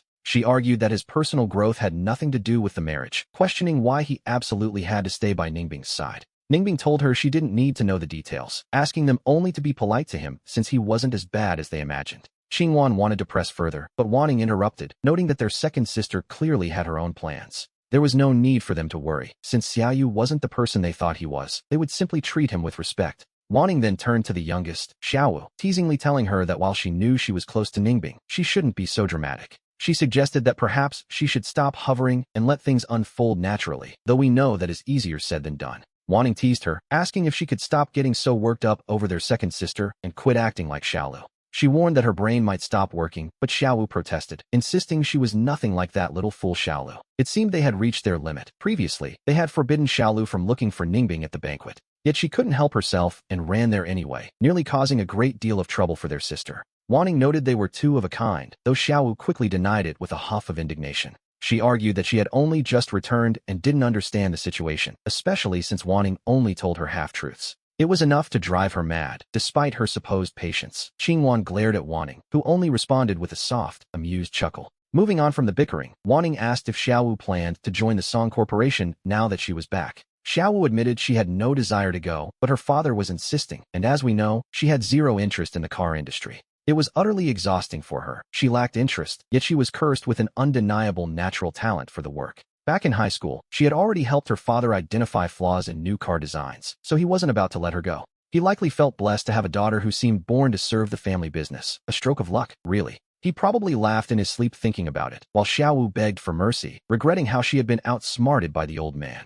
If she had known he was so cunning, she never would have fallen for his trap. Now, her brief leisure time was slipping away. Her beloved food business was about to be snatched away by her father, which was, frankly, quite infuriating to her. She found it terrifying that the old man had hidden his inner foodie for so many years just to catch her off guard. Ningbing remarked that having an elder push you forward is a blessing, noting that Uncle Song had clearly put in much effort for her. Xiaowu lamented that she lacked Ningbing's refined nerves for classical culture. To her, every tea tasted exactly the same. She joked that she might as well gulp it down and spit it out, to which Ningbing calmly agreed that it was her choice. Spitting it out did sound satisfying, and despite the light mockery, Qingwan didn't mind at all that she lacked a scholar's temperament. Xiaowu shrugged it off, admitting she simply lacked those refined sensibilities, but quickly shifted the focus back to her second sister. She asked Ningbing what she planned to do, unable to believe this Ji Fuxing was truly as formidable as people claimed. She questioned how anyone could possibly predict everything and stay one step ahead, wondering if there might be a mole involved. At that moment, the slight smile on Ningbing's face vanished, replaced by a heavy, contemplative silence as she considered the possibility.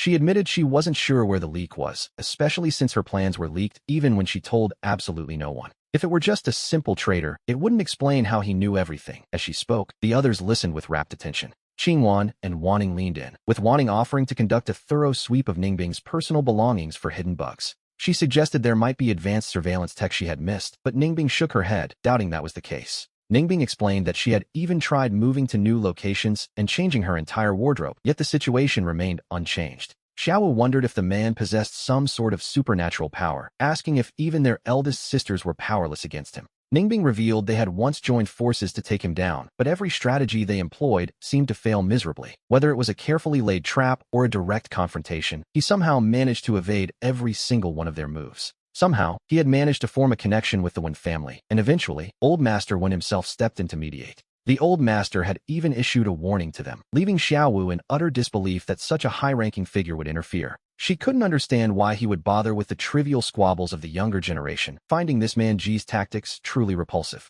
They had actually gone and called for backup, treating the entire ordeal as if it were a simple playground fight between school children. It wasn't a simple game of trading blows. Still, Xiaowu was frustrated, unable to fathom why Old Master Wen would support him. She had never heard of the Old Master being such a charitable soul, but Ningbing noted it was actually because of the man's wife. Apparently, by some stroke of luck, the wife had saved Old Master Wen's life and had become quite a favorite of his. Still, the question remained, why was he so obsessed with targeting Ningbing when she had so many other businesses to manage? Even if he poured all his efforts into his construction business, it wouldn't even cross paths with Ningbing's other industries. Ningbing looked at her two sisters' troubled expressions and suddenly smiled, noting that things were much better now. She told them not to worry. Now that she was penniless, she could finally see what he was truly after. Only by having nothing could she determine if he was targeting her personally or simply looking to swallow her assets. Xiaowu then asked if she planned to focus solely on her tech business from now on, given the circumstances. She pointed out that such an industry requires massive investment, and it was unclear when they would see any results.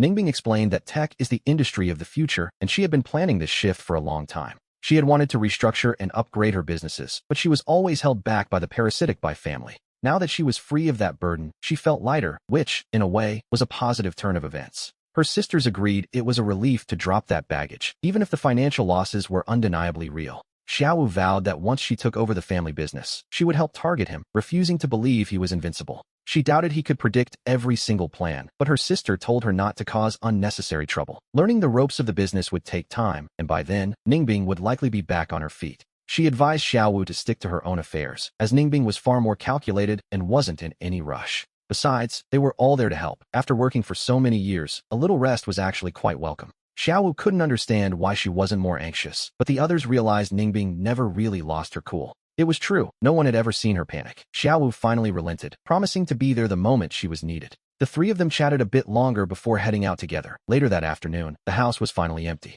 To be honest, the intense aura of the eldest Miss Bai's friends was overwhelming, especially since they clearly disliked him. It was a true test of his endurance. They claimed to have business elsewhere, but it was likely just an excuse to leave. Having nowhere else to go, he decided to head to an internet cafe to write, where a beautiful gamer kept glancing his way. She lost game after game, and just as she finally worked up the courage to strike up a conversation, he simply switched machines. But at the new computer, another girl approached him, asking with genuine curiosity why on earth he was writing in a place like this. It felt as if she were trying to absorb some positive energy from him, leaving him quite helpless until he finally escaped back home. He changed his clothes, took a long, satisfying stretch on the sofa, and decided a nice bath was exactly what he needed next. After that, he took out his phone to double-check the messages Ningbing had sent him earlier. Curled up comfortably on the sofa, he hesitated for a moment before deciding to skip the writing and open his laptop instead. He found a movie he'd been planning to watch and settled in happily, reaching for snacks every few minutes as he watched. Sipping on lemon tea while lost in a story, to him, there was truly nothing better in this world.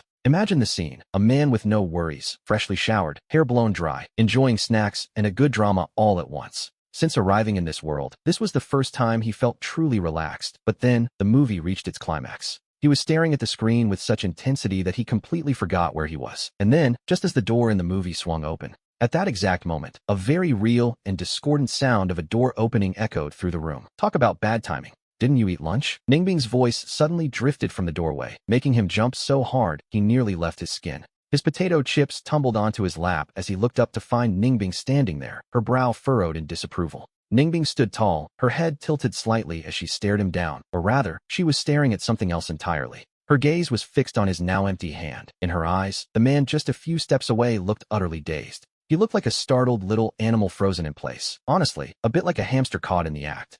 You weren't supposed to be back until late tonight. He finally found his voice, though his embarrassment was impossible to hide. His words carried a hint of an accusation as Ningbing put on her slippers and stepped inside, finally looking away. She explained that she returned as soon as her business was finished. Originally, Xiaowu insisted on showing her the company, but old Mr. Song suddenly summoned him. Xiaowu had no choice but to head back and see what was happening. The company visit was postponed. After all, the building wasn't going anywhere. He could see it sooner or later, so there was no rush. Then, she asked if he'd skipped lunch. He quietly gripped a corner of the potato chip bag. He carefully pulled the bag away while wearing a forced smile, insisting that he had already eaten plenty. He claimed he was just watching a movie and having a few snacks. As he spoke, he managed to slide the bag under the table. It was immediately tossed into the trash. In his inherited memories, the great Miss Ningbing had never even touched a snack in her life. This gave him the distinct feeling that eating junk food in front of her was somehow beneath him. To be honest, it felt like a guilty secret. She warned him that it was all junk food and to eat less. He quickly agreed, asking if she planned to eat dinner at home.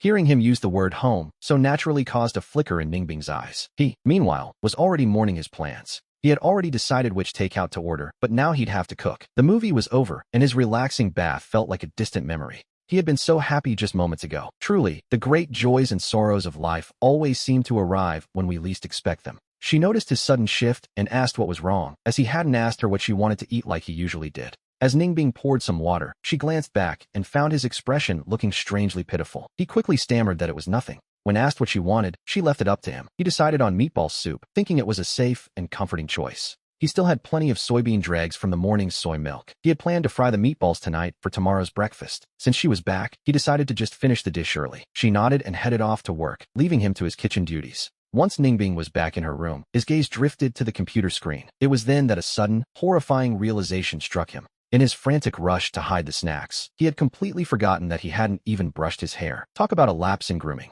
He finally understood why her gaze had been so peculiar. He scrambled off the sofa and bolted straight for the bathroom. He began brushing his hair furiously, cursing his decision to let himself go so completely. Why? He wondered. Had he chosen today to relax? He wondered if he'd forgotten Murphy's Law entirely. There he was, looking like a complete mess right in front of the great Miss Ningbing. It was truly embarrassing. When he compared his disheveled state to her elegant, regal appearance, he felt like banging his head against the glass. To be honest, he wasn't usually the type to obsess over his looks, but Ningbing had a way of making people feel a certain way. If you stood beside her without looking your best, you'd instantly feel like a heap of trash. He began to suspect something deeper. Perhaps this was why Ningbing was so envied. She spent her time among the powerful and the wealthy second-generation elites. Growing up in those circles, everyone carried a sense of superiority, yet she possessed an aura that effortlessly outshone them all. She made everyone else look like a background extra. The original owner of these memories never tried to win her over for one simple reason. He simply lacked the courage. Now, however, he had to go and cook for this walking masterpiece, and he had to do it well.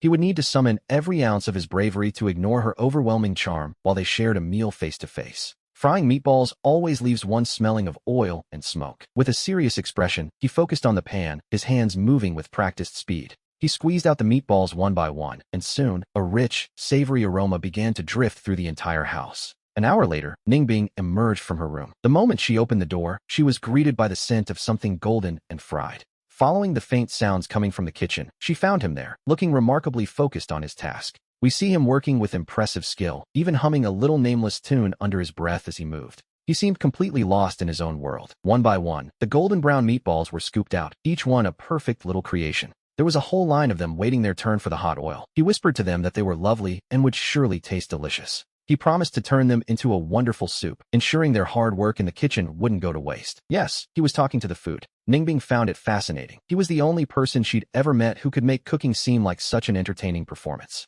Leaning against the doorframe with her arms crossed, she watched to see what he'd do next, and he certainly didn't disappoint her. With only a few meatballs left, he scooped them out and turned to chop the vegetables, continuing to mutter happily to himself. He told the vegetables they were little cuties too, and since they looked so beautiful, he promised to treat them well and let them float atop the soup. He assured them their lives wouldn't be in vain, muttering happily to himself while his mind raced with plot ideas for his novel. We see him deep in a brainstorm when he suddenly turns toward the door. Seeing a person standing there, Zhou Ran stumbles back in shock. As he began to fall backward, Ningbing was startled as well and instinctively reached out to catch him before he could hit the floor. He managed to steady himself by grabbing the sink just in time, but Ningbing's hand had already landed firmly on his waist. That unexpected warmth sent a sudden jolt through him, making him shiver as if he had been touched by something burning hot. He asked why she had appeared so suddenly, nearly causing him to fall, and wondered if she needed something, perhaps a glass of water. She explained she had simply heard a noise and came to investigate, to which he replied he was just humming to keep the boredom away.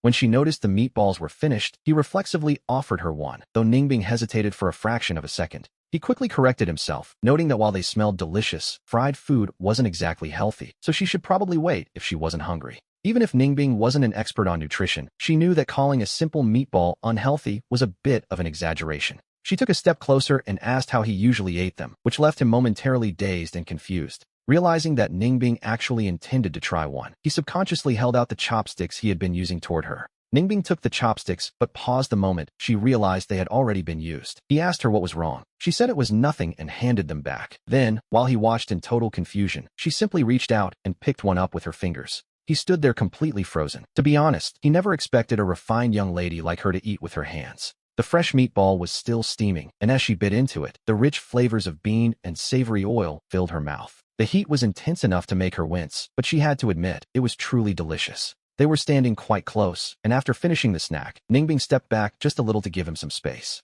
Noticing him staring blankly out of the corner of her eye, she turned her head and asked what was wrong, catching him off guard. Once again, he was caught off guard, though fortunately, this time his feet didn't slip as he backed away toward the wall. His back hit the wall with a soft thud. He quickly brushed it off, asking if the meatballs were good before suggesting she head out. He explained that the kitchen was getting quite smoky, and since the meatballs were ready, the soup would be finished in no time. He urged her to go, promising to call her when it was done. Eventually, he finished the soup, though his earlier joy had vanished. Ningbing could clearly sense his sudden gloom as he served her a bowl packed with ingredients, while taking only broth for himself. She pointed out that he had fried plenty of meatballs and asked why he hadn't made more for himself, wondering if he'd have enough. He looked at her bowl, which was filled to the brim, and figured that based on her usual appetite, it should be more than sufficient. He wondered if she was exceptionally hungry today as she pointed toward his meager bowl. He claimed the kitchen fumes had ruined his appetite. In reality, he would never admit that he had stepped on the scale before dinner and discovered he was 2 pounds heavier than before. Ningbing didn't say anything else, but she noticed him staring longingly at her bowl with a look that spoke volumes. His eyes practically screamed that he wanted to eat, and remembering his habit of weighing himself, she suddenly realized what was happening.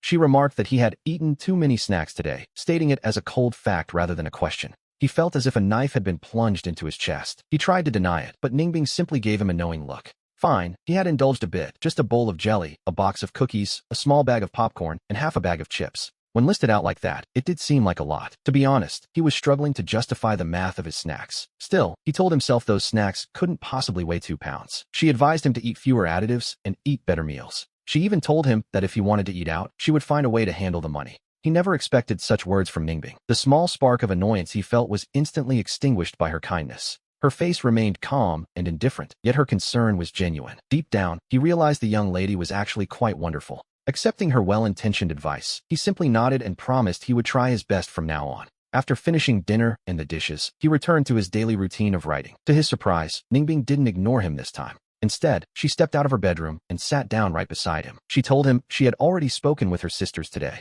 She assured him they wouldn't treat him like that again, as the misunderstandings they held in the past had finally been cleared up. She suggested that if they visited in the future, he wouldn't need to hide. He asked if she was referring to her close group of friends. Ningbing nodded. He quickly told her it didn't matter whether they misunderstood him or not, since they were her friends, not his. He insisted he didn't mind, noting it was only natural they disliked him. After all, he wasn't exactly the kind of person they admired. He felt it was best if they simply stayed out of each other's way. When they visited, his absence would only make their conversations easier. Besides, he truly had things to do that day. She simply asked if he planned to continue writing his novel, and he confirmed he did. When she asked if he'd finished his movie, he admitted he had a bit left. She suggested he buy headphones if he wanted privacy. He quietly pulled his hand back from his water glass and gave a stiff smile, wondering why he would ever mind her knowing. He teased her about her vast knowledge and education. She didn't answer, but instead reached out and picked up the glass for him. She mentioned she just didn't want to be a distraction and told him he could watch whatever he liked. With that, she went to her room. He took a sip of water and set the glass back down. He didn't turn the movie back on, as his writing schedule was already tight enough.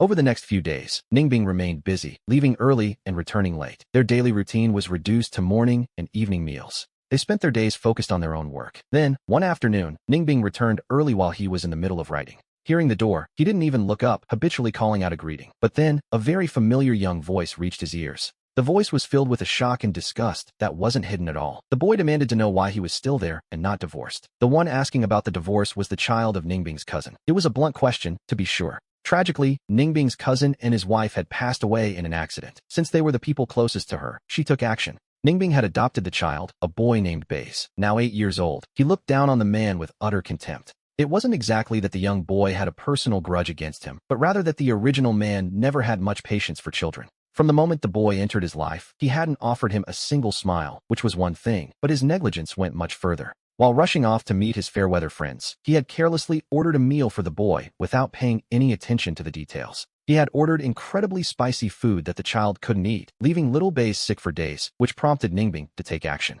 She had cut his allowance significantly as punishment, and from then on, the two couldn't stand the sight of each other, at least until now. To be honest, he actually liked children, but young Baze clearly didn't return the sentiment, as his attitude just now made perfectly clear. Ningbing calmly explained that they hadn't divorced, so his presence was normal, and more importantly, the boy would have to live with him. She added that he would be the one in charge of the boy's meals, leaving Baze to ask in shock if his aunt was joking. Previously, whenever he showed his dislike for the man in front of Ningbing, she had never voiced any objection to his behavior. As long as it wasn't too extreme, she simply didn't interfere, leading the boy to wonder why things were suddenly so different today. He asked if the rumors were true, if she had really gone bankrupt and was now forced to endure this man's presence out of necessity. The man remained silent, curious to see how Ningbing would respond, as she calmly reached out and flicked the boy's forehead. She warned little Baze that children must watch their words and shouldn't assume that being young gives them an excuse to be rude. She told him she was indeed broke, leaving him with no choice, which caused Baze to stare at her in stunned silence for 3 long seconds. He insisted it was impossible, recalling how his father always said his aunt was the most capable person in the world. He couldn't believe her massive business could vanish so quickly, crying out in despair at the sudden turn of their fortunes. He lamented that he wasn't even grown up yet and wondered how he could possibly earn enough money to support the family. The thought of carrying such a heavy burden at his age terrified him, especially since he was only in the 3rd grade. In a moment of desperate inspiration, he suggested that perhaps his aunt could send him to work as a child model instead. He argued that since he had learned how to walk a runway and was quite handsome, surely someone would be willing to support them. Ningbing pointed out that without any background, the industry was far harsher than he imagined, regardless of how many less talented children he saw modeling. She explained that becoming a model wasn't just about looks. Agencies were notoriously picky about a child's family status and connections as well. Baze refused to believe his family status had vanished, insisting his aunt was lying since she surely knew many influential people who could help. He argued that since she had helped so many people in the past, they should return the favor, but she told him he needed to remember a hard truth. It is easy to add flowers to a bouquet, but providing charcoal in a winter storm is rare, a lesson about the fickle nature of gratitude. She warned him never to expect help in return. In fact, he should be grateful if those people didn't kick them while they were down. As Ningbing headed into the bathroom, Baze followed her, his voice echoing with worry as he asked what they were supposed to do now. He wondered if they were truly stuck living here forever, never again enjoying delicious food or wearing the beautiful clothes they were used to. The boy feared he would soon be forced to transfer schools, and he looked to his aunt for a confirmation he desperately hoped wouldn't come. She confirmed that during vacations, he would indeed be living here, and the luxuries of his past life would likely be a thing of the memory. When she asked if he actually wanted to transfer, he admitted he did, because his classmates had started mocking him behind his back. He had heard every cruel word they said, but Ningbing told him a transfer wasn't happening, at least not yet. Since his tuition was already paid for the semester, she led Baze back to the living room to sit on the sofa and face their new reality. The man, who had been pretending to work on his writing, decided he couldn't ignore them any longer and quietly brought out some oranges. He placed them on the table before Ningbing and Baze, noting that since there was no other fruit in the house, they would have to make do.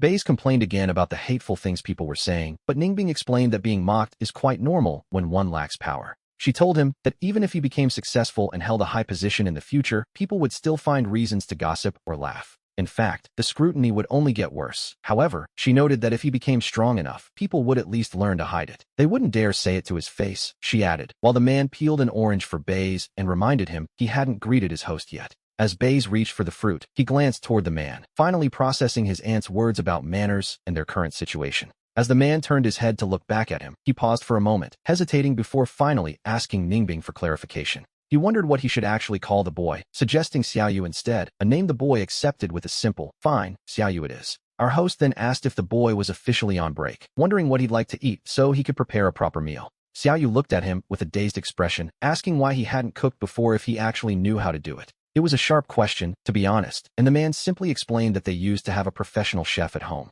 The boy acted as if that was just a tall tale, but he eventually settled on a simple request for rice and a few side dishes. We see the man putting far more effort into this meal than usual, carefully arranging the rice and vegetables to look more appealing. Deep down, he had always been fond of children, often playing with his friends' babies back in his old life. He had taken a liking to Xiaoyu immediately, thinking the little boy was quite adorable despite the circumstances. If their relationship hadn't been so strained from the start, he likely would have tried to give the boy a hug by now. After Ningbing took the boy inside, the man finished cooking and called them to the table, finding Xiaoyu already changed into pajamas. The boy obediently washed his hands and sat in his designated chair, looking genuinely surprised by the spread before him. He pointed at the dishes, asking if the man had really made all of them, especially since the food was shaped like cartoon characters. Even the rice had a smiley face crafted onto it, though, naturally, this special treatment was reserved only for the boy's plate. The man and Ningbing had perfectly normal portions, but for his first day of vacation, Xiaoyu was receiving the VIP treatment. The man promised to buy him smaller utensils later, but Xiaoyu insisted he didn't need special meals prepared just for him.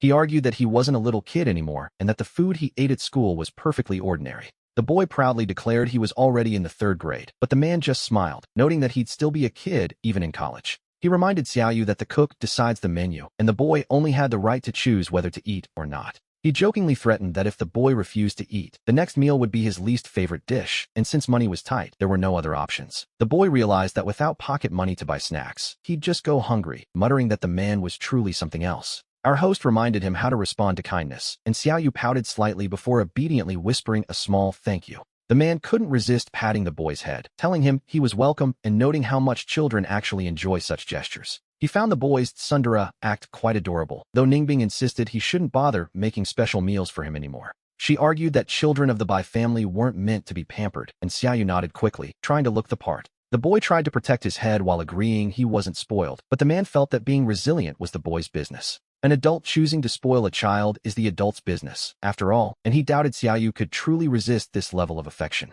Ningbing worried this would make him soft, but the boy protested, claiming he couldn't possibly be corrupted by a little food. The man joked that Xiaoyu would just have to endure his sugar-coated treatment, as he had no resistance to cute children. He saw it as a chance to practice making children's meals, thanking the boy for being his test subject in a rather charming way. Ningbing watched their interaction and finally stopped protesting the special menus, and so, the 3 of them began their dinner. We see Xiaoyu eating much faster than usual. It was clear that he was thoroughly enjoying the meal the man had prepared. After dinner, the man went to wash the dishes as usual, leaving Xiaoyu in utter shock that he was actually doing housework. The boy concluded they must be truly broke, and the man sighed, noting that life's great joys and sorrows often arrive quite suddenly. He teased the boy to study hard, so he wouldn't go hungry later, but Xiaoyu proudly declared he was already ranked first in his grade. His school was one of the best in the country, and his teacher believed he could take the top prize in his upcoming competitions. He mentioned that the first prize was worth 50,000, thinking that would be more than enough to keep them fed. It seems children from wealthy families live in a different world, where even elementary school prize money is a small fortune. Xiaoyu planned to enter more contests now that his previous restrictions were gone, hoping to earn even more for the household.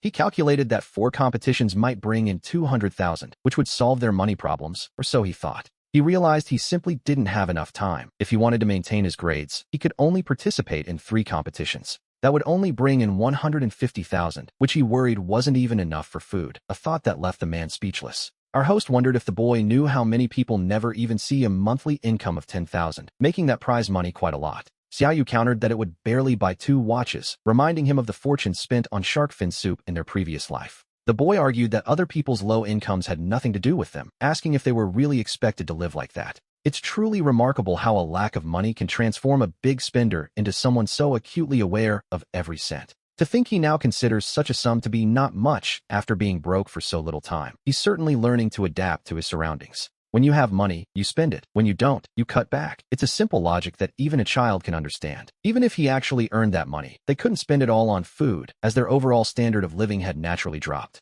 The man assured him that even if they only ate his home-cooked meals, the boy wouldn't suffer from malnutrition. That was a rather sobering thought, and just then, Ningbing walked over with a glass of water, her long legs catching the light as she glanced at Xiaoyu. She told him it was time for homework, and with a quick salute and a hushed gesture toward the man, the boy hurried off. As he headed to Ningbing's room, the man wondered where he'd sleep. Perhaps they'd need to look for a new place soon. She had originally planned for Xiaoyu to attend a camp, but since he refused to go, he ended up back here with them. The man asked about the house hunting progress, noting that he had sold more watches and clothes recently to build up their funds. A down payment was certainly no problem now, and since Xiaoyu would be staying during breaks, they decided on a 3-bedroom layout. He mentioned his writing fees could cover the mortgage, not wanting the young lady to worry about their financial situation. If the money wasn't enough for a top-tier place, they'd settle for less. They soon fell silent, each returning to their own tasks. The house felt suddenly full of life with a child around, especially since Xiaoyu was far from a quiet or reserved boy. With Ning being busy during the day, it was just the man and Xiaoyu at home, and while they started off doing their own thing, boredom eventually set in.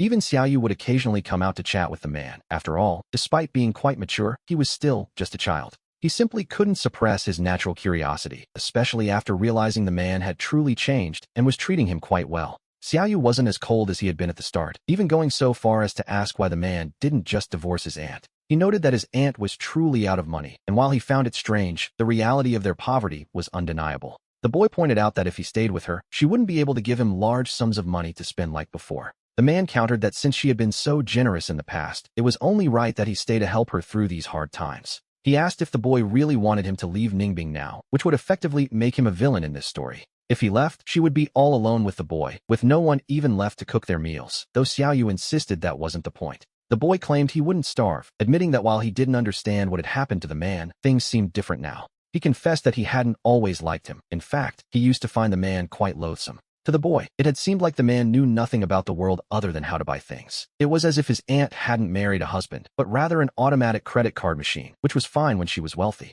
Back then, a little extra spending didn't matter, but the boy still felt his aunt could have married someone much better. Fortunately, he was starting to see that the man wasn't so bad after all, remembering advice his parents gave him before they passed. They told him never to judge by appearances, but to look at a person's character, and while the man lacked talent, his heart seemed decent. The man couldn't help but reach out and ruffle the boy's hair, calling him a little rascal for worrying about such adult matters. He told Xiaoyu that he shouldn't be stressing over these things, as his only job was to study hard and enjoy his childhood. Xiaoyu snapped back that his studies were nothing to worry about, reminding the man that he always ranked first in his class. He insisted he shouldn't be compared to ordinary children, proudly declaring himself a member of a high IQ club. Amused, the man pulled back the orange he was about to give the boy, popping a slice into his own mouth instead as he watched Xiaoyu. The man chuckled and asked if he'd ever mentioned that he, too, was a graduate of a prestigious university. He explained that he had graduated from a top-tier school, and there were reasons why he had once become a man who only cared about spending. But now, he had finally come to his senses and returned to normal. He offered the orange to Xiaoyu again, but just as the boy reached for it,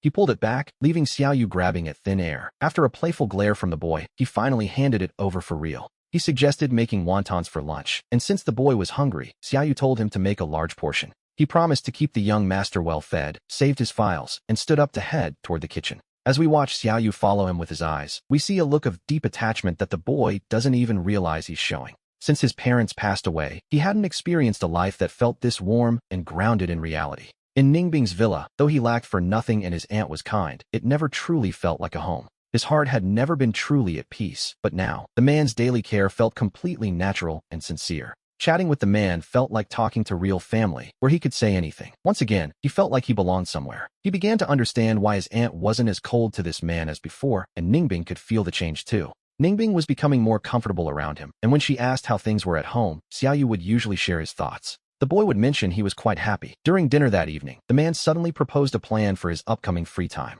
Since Xiaoyu had been cooped up for so long, he suggested taking him to the amusement park the next day. Ningbing's hand paused midair. She saw how Xiaoyu tensed up with excitement at the suggestion. To be honest, she hadn't realized how long it had been. Realizing the boy hadn't left the house in 5 days, she agreed to adjust her work schedule to join them. The man opened his mouth to speak, but found himself unable to say a word. He had actually intended to take the boy out alone. However, since the lady of the house insisted on going, he couldn't exactly say no. Xiaoyu's eyes, meanwhile, lit up instantly. With a bright, unmistakable smile, the boy thanked both the man and his aunt for the unexpected treat. The man suggested that if Ningbing was too busy, he and Xiaoyu could go alone, as he'd forgotten how crowded amusement parks get on weekends. In his previous life, he had never even visited one, but seeing how well-behaved Xiaoyu had been lately, he felt the boy deserved a treat. It seemed unfair for the boy to be stuck inside, and since he'd just read a scene in a novel about a family outing, the idea stuck with him. He remembered that Xiaoyu's parents had passed away when he was only 6, leaving the boy with very few happy childhood memories.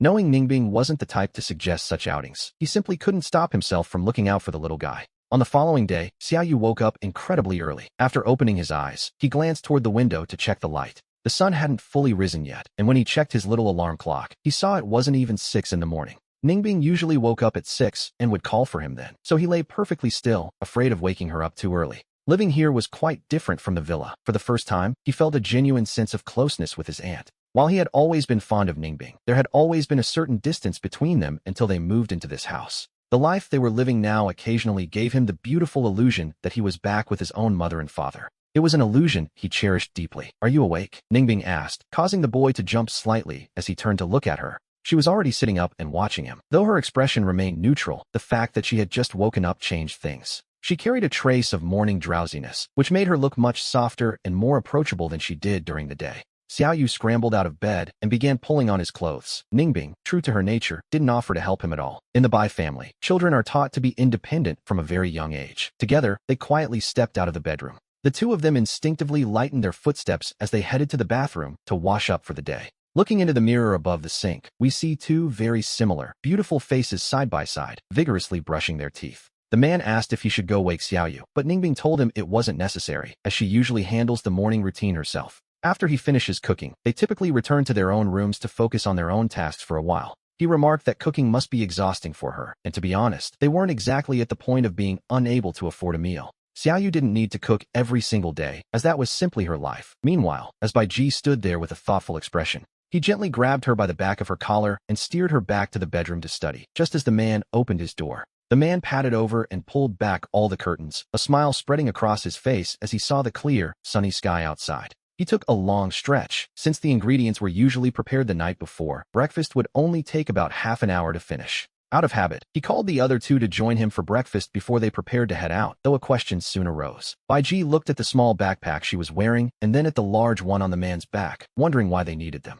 He reminded her that they were short on cash, and since amusement park prices are notoriously high for the exact same items, it was much more cost-effective to buy things outside first. He assured her that her bag only held the lightest snacks. She countered that snacks in the park couldn't possibly be that much more expensive. Surely there was a limit to the markup. She wondered how much the price could really rise for just snacks, so he reached over and unzipped her backpack to make a point. He pulled out a pack of cookies, noting he bought them for 10 yuan at the supermarket, and challenged her to check the price at the park. She claimed she would do just that, though despite her grumbling, she obediently turned around so he could finish stuffing the snacks in. With that settled, the three of them finally set off with Bai Ningbing driving, and to pass the time, the man decided to tell a story. He realized he couldn't tell a third grader a story she had written herself, so after some thought, he settled on a classic fairy tale. He chose the story of Cinderella, which wasn't particularly long, and he managed to finish the entire tale in a short amount of time. It took less than 10 minutes to finish, and Bai Ji, having listened quite intently, offered her polite evaluation of his performance. She told Xiaoyu that his pronunciation was actually quite good, leaving him caught between laughter and tears at her unexpected focus. He asked if she had actually listened to the plot, noting that while the story is a classic, one should always find a new perspective.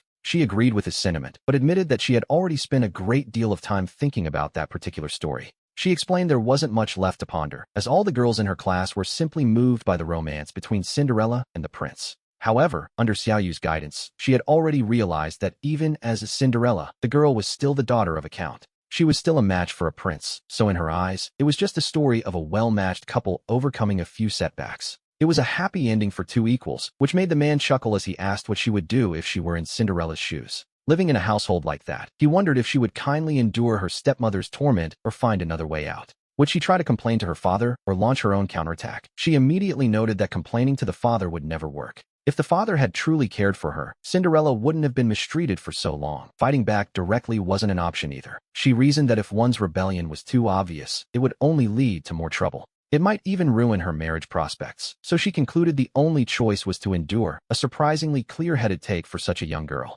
He asked if that meant Cinderella's fate was simply sealed, but she quickly disagreed with that grim assessment. While it seemed like endurance was the only path, she argued there was much more one could do, specifically regarding one's reputation. If disrespecting elders was considered a sin, then a stepmother treating her stepdaughter so poorly was equally wrong. The stepmother had two daughters of her own, after all, and she would have to worry if a bad reputation might leave them unwanted. Up in the driver's seat, Bai Ningbing kept an eye on the two of them through the rearview mirror as they talked. Hearing Bai Ji speak with such unexpected logic, the woman couldn't help but feel a sense of quiet pride. She gave a barely perceptible nod of approval, prompting the man to ask for more details on the girl's strategy. Bai Ji continued her organized explanation while scratching her head, just as the car pulled into the parking lot and came to a steady halt. Bai Ji was the first to hop out of the car, her childhood excitement finally bubbling over and becoming impossible to contain. The man hurried after her to grab her hand, warning her that this place was already crowded enough on a normal day. Today was especially packed, and he teased that a girl as cute as her was exactly the kind of target a kidnapper would look for. He told her she must hold his hand or her aunts at all times, staying close and shouting for them if anything felt wrong. Xiaoyu was told not to worry, as the girl insisted she wasn't foolish and knew a child's strength was no match for an adult's. She explained that her teacher had warned them resistance would be useless if grabbed, so she promised not to wander off. With the child showing such awareness, the adults felt much more at ease as the three of them reached the main entrance. Since Xiaoyu had pre-purchased the tickets, they simply had to print them, avoiding the massive, winding lines at the ticket booths. Once inside, we see the park is bustling with energy, and both Xiaoyu and Bai Ningbing naturally stand out in the crowd. Being a pair that could attract attention anywhere, it was no surprise that they immediately drew the eyes of everyone around them. Some onlookers even considered approaching them, but stopped in their tracks upon seeing little Bai Ji held firmly by their hands. Whispers began to spread about the young couple with the child, with people remarking on how incredibly good-looking they were. One passerby even mistook them for celebrities, though she lamented that such attractive people were clearly already taken. She joked that if they weren't together, she might have tried her luck, wondering if all the handsome men in the world only sought out beautiful women, leaving those less gifted in the looks department with no options at all. It was a heartbreaking thought for some, but others in the crowd were focused on a completely different detail. They pointed out how adorable and polite the little girl looked, with one woman wishing she could have a daughter just like her. Her friend quickly brought her back to reality, reminding her that neither she nor her husband had the genes for such a result. It was a harsh truth, perhaps, but one that highlighted just how much this trio looked like a perfect, high-fashion family. Xiaoyu found the overheard chatter quite amusing, thinking to himself that if Bai Ji were actually his, he'd be beaming with pride. He asked the girl what she wanted to do first, suggesting the roller coaster or the bumper cars as potential starting points. To be honest, he hadn't spent much time in amusement parks himself, so his knowledge of the attractions was a bit limited. Bai Ji hesitated for a moment, glancing at the towering tracks of the roller coaster before bravely deciding that was where they would start. The plan was set. They would tackle the roller coaster first, and then move on to the bumper cars. We see the line for the coaster is quite long, filled with families and couples, so Xiaoyu didn't wait for Bai Ningbing. He took the initiative to join the back of the queue, waving to Bai Ji and Bai Ningbing to let them know. He told them to rest nearby if they were tired, and naturally, the gazes of the surrounding crowd began to shift. One woman nearby was overcome with envy, telling her boyfriend how rare it was for such a handsome man to wait in line. She found it incredibly jealous-inducing, while her boyfriend asked if she had a problem with their own situation. He pointed out that while she saw a handsome man waiting, she should also notice how beautiful the man's wife was. He grumbled about why anyone would wait in line themselves, suggesting the man must have a low status at home. He claimed that if he had those looks, he would never choose a woman who didn't truly care for him. The man accidentally let his true thoughts slip out, which promptly earned him a sharp kick to the leg from his girlfriend. She challenged him to repeat himself, but he quickly backtracked, claiming he was only joking and talking nonsense. He praised her character to save face, while little Bai Ji tugged on Bai Ningbing's hand, having heard every word. The girl was certain her aunt had heard too, and she asked if it was wrong to let Xiaoyu wait in line alone. Bai Ningbing simply asked if her teachers hadn't taught her about equality, noting it was just his turn to queue. Bai Ji felt a sense of relief, realizing her aunt wasn't just trying to exploit Xiaoyu's hard work. In the past, she hadn't liked Xiaoyu at all, but her opinion of him had clearly begun to change. While the old Xiaoyu might have been ignored, the current version of him actually made her feel a bit protective. Nearby, a group of women, some married, some single, continued their chatter as the day went on. The conversation drifted toward completely irrelevant topics, and Bai Ji decided she had heard quite enough nonsense. She led Bai Ningbing to sit down nearby. Since Xiaoyu wasn't being mistreated, there was no need for her to feel uneasy. Naturally, little Bai Ji took the middle seat, while Xiaoyu and Bai Ningbing sat on either side. Yet even on the coaster, people couldn't stop staring. The constant attention made Xiaoyu feel quite self-conscious, but when he glanced over at Bai Ningbing, he saw a completely different story. There sat the eldest daughter of the Bai family on a roller coaster, as if she were sitting in her office, still radiating that same imposing aura. She seemed entirely unaffected by the crowd, and as for little Bai Ji, she simply ignored everyone, her large eyes blinking with excitement. The girl happily checked her safety harness, not forgetting to give Xiaoyu a quick reminder to make sure he was secure as well. She told him everything was fine, and we see Xiaoyu glance back at Bai Ningbing, who remained remarkably composed in her seat. She appeared not to care at all, and Xiaoyu found himself suddenly curious if such a thrilling ride could actually break her calm exterior. He wondered if she would react like a normal person, or if she truly possessed the ability to remain motionless even on a roller coaster. He decided he had to see this for himself, and as the coaster finally lurched into motion, he kept a close eye on her. At first, the cars moved slowly, gradually creeping up the steep incline of the metal tracks toward the sky. As they reached the highest peak, we see Bai Ningbing sitting there, a picture of stillness amidst the rising tension of the ride. She remained perfectly poised as the coaster hung at the very edge of the drop. Xiaoyu watched her intently, waiting for even a flicker of fear or excitement to cross her face. But there was no reaction whatsoever. It was as if she weren't riding a roller coaster at all, but merely sitting in a quiet room. He felt the gale force winds whipping against his face and his body shaking as the car threatened to spiral out of control. He looked at the woman beside him, who didn't lose her composure for a second, even as they were tossed side to side and turned upside down. Deep down, he couldn't help but complain that she was just as stoic as she was on a typical workday, which is quite a feat, really. He wondered what the point of a roller coaster was if one didn't feel the thrill, but the ride was short and ended in just a few minutes. As the speed finally began to taper off and the screams of the surrounding passengers faded into the air, Bai Ji's face was still flushed with pure joy, while Xiaoyu stared at Bai Ningbing, whose only sign of the ride was a few stray hairs out of place. Even with a few stray hairs, her elegance remained unshaken, as little Bai Ji excitedly asked Xiaoyu if the ride wasn't just the best thing ever. The little girl chirped that the last time she came, she had been a bit scared, but this time she wasn't afraid at all. She declared herself incredibly brave, and the moment her feet touched solid ground, she grabbed Xiaoyu's arm with a triumphant grin. She spoke with such excitement that she nearly tripped, forcing Xiaoyu to steady her while he himself tried to regain his balance. He told her she was indeed very brave, noting that sitting on a coaster at 8 years old without fear was much more impressive than his own record. He admitted that back in middle school, he had actually cried on a roller coaster when one was first installed in the park near his house. On a rare holiday, his parents had taken him to try it out, and during the entire duration of the ride, he hadn't dared to look once. He had kept his eyes shut tight, and after getting off, he had collapsed onto the ground and wept. He was quite young then, after all. It was a lot for a child to handle, but Bai Ji simply looked at him and remarked that he really was a bit of a coward. She boasted that she hadn't cried even before she was 6, telling him that if he ever felt scared again, he could just hold her hand. Xiaoyu thanked the little girl, thinking to himself that she was a total angel for saying something so heartwarming with such a cute expression. His heart practically melted, and when he asked what was next, Bai Ningbing suggested the bumper cars. She claimed that Xiaoyu was the one who wanted to play, which left him completely baffled as to when he had ever expressed such a desire. He tried to clarify that he hadn't said he wanted to play, but had only mentioned them as a suggestion, which, naturally, she used against him. She pointed out that adults can play bumper cars too, ignoring his protest that he only brought it up because he couldn't think of anything else. Since he hadn't visited an amusement park in ages, his options were limited, but he didn't even get a chance to explain himself. Bai Ningbing had already taken Bai Ji's other hand and started walking forward, the little girl following her lead with a skip in her step. Their sudden movement pulled Xiaoyu along with them, as neither of the two seemed to believe he actually didn't want to play. They didn't give him a single opening to explain, and to be honest, he worried that insisting further would only make him look more suspicious. He spent the next 2 minutes wondering if they would think he was just trying to save face, and eventually, he simply gave in. He reached the inevitable conclusion that today, he would be playing bumper cars whether he wanted to or not. The crowd here was much smaller than at the roller coaster, so Bai Ningbing sent little Bai Ji to join the queue.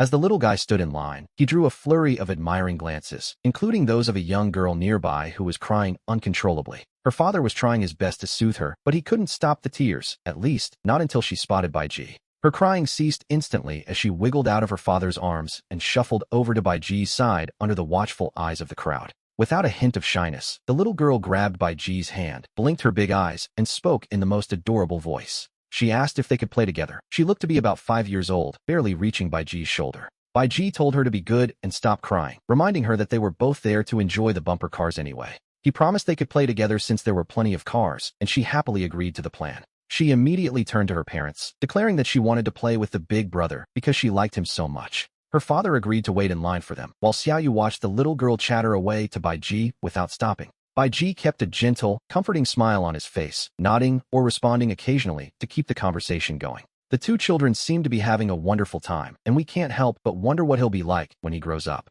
The girl was certainly cute, but Xiaoyu noticed that Baiji was simply being polite, despite the rather dull topics of conversation. She rambled about her doll's large eyes and the movie her parents had just taken her to see. Her logic was a bit scattered, to be honest, and only someone as patient as Baiji could keep up with her like a seasoned babysitter. Most boys his age wouldn't have the slightest interest in such topics, yet here he was, charming her effortlessly. Less than 2 minutes later, another boy, a slightly chubby fellow, approached them, clearly trying to join the conversation. The little girl turned her head away in total dismissal, choosing only to speak with Baiji, who gave the newcomer a polite nod. Baiji went right back to entertaining the girl, showing no intention of including the other boy, who quickly sensed he wasn't wanted. The boy realized these two had no interest in playing with him and trudged back to his parents. Well, he wasn't wrong to feel a bit left out. When our turn finally arrived, Baiji gently coaxed the little girl back to her parents, and then, without a single backward glance, he pulled Xiaoyu and Bai Ningbing along to register and hopped into a car. From the way he drove, we see he had no intention of waiting for that girl.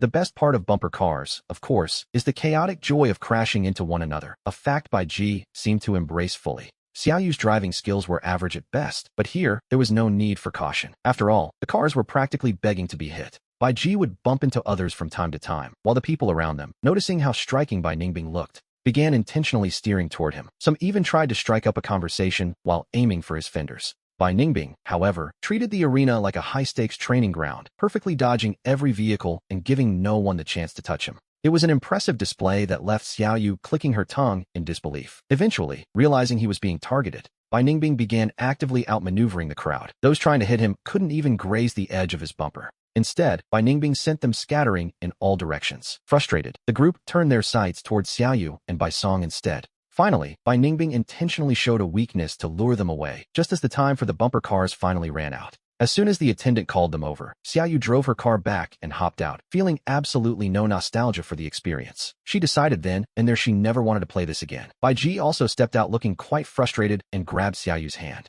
He immediately began complaining about how rude the other people were, pointing out that they didn't even know each other. And yet, they kept lunging toward them relentlessly. To be honest, the sheer force they used was a bit much for a friendly game. He grumbled that his head actually hurt from the impact. He had originally intended to go and rescue Xiaoyu from the fray, but he was constantly knocked off course. Even a swarm of other children kept charging at him from behind. The more he tried to steer, the more he was pushed aside, which left him quite annoyed. Xiaoyu told him it wasn't quite that dramatic. She teased that it was mostly because he was so cute. Just like that little girl earlier, everyone simply wanted to play with him. She told him those other children must have liked him too, which is why they kept bumping into him just to play. It was simply because he looked so handsome, and to be honest, he really was quite a good-looking young man. However, his driving skills were another matter entirely. Xiaoyu, on the other hand, had successfully dodged the crowd's siege. She even seemed to help him escape the chaos at the end. Remembering Bai Ningbing's impressive performance earlier, Baiji didn't hesitate. He grabbed Bai Ningbing's hand with a look of pure admiration, praising how incredible he was. He begged for a few pointers, noting how so many people tried to hit him without a single one succeeding.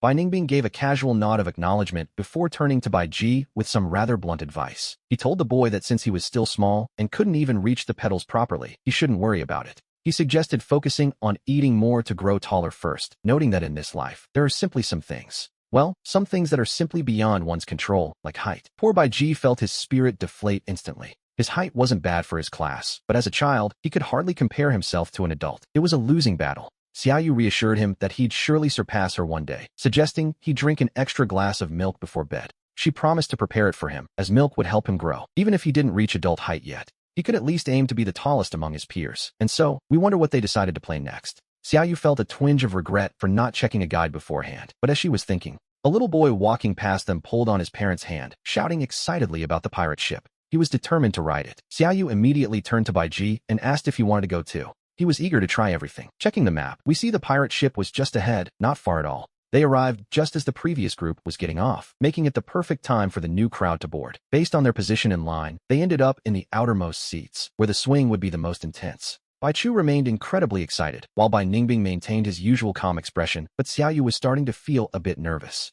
She had never actually ridden one of these before, and in every drama she'd seen, the protagonist always ended up vomiting uncontrollably afterward. She told herself that even though she was just a side character, physical reactions don't exactly check your status before they strike. Bai Chu suddenly asked why she was gripping his hand so tightly, as it was starting to hurt, and she quickly apologized, claiming excitement. Too embarrassed to admit her nerves, she used excitement as an excuse, but when she let go, she saw Bai Chu's hand was quite red. She felt a wave of guilt, asking if it hurt badly, but the boy simply replied that he was fine and it wasn't a big deal. He noted she didn't need to be that excited, but then Bai Ningbing suddenly spoke up, suggesting she swap seats with the boy. The other two were stunned by the suggestion, wondering why, and he explained it was to better manage the weight distribution. They were sitting on the far left while the right side was full of adults. At a glance, their side was indeed much lighter. Realizing he had a point, Bai Chu stood up and swapped places with Xiaoyu, so the weight would be more balanced. Now, we see Xiaoyu sitting in the middle, with Bai Chu on her right and Bai Ningbing on her left. She had just finished securing her safety restraints when she felt Bai Ningbing suddenly take hold of her left hand.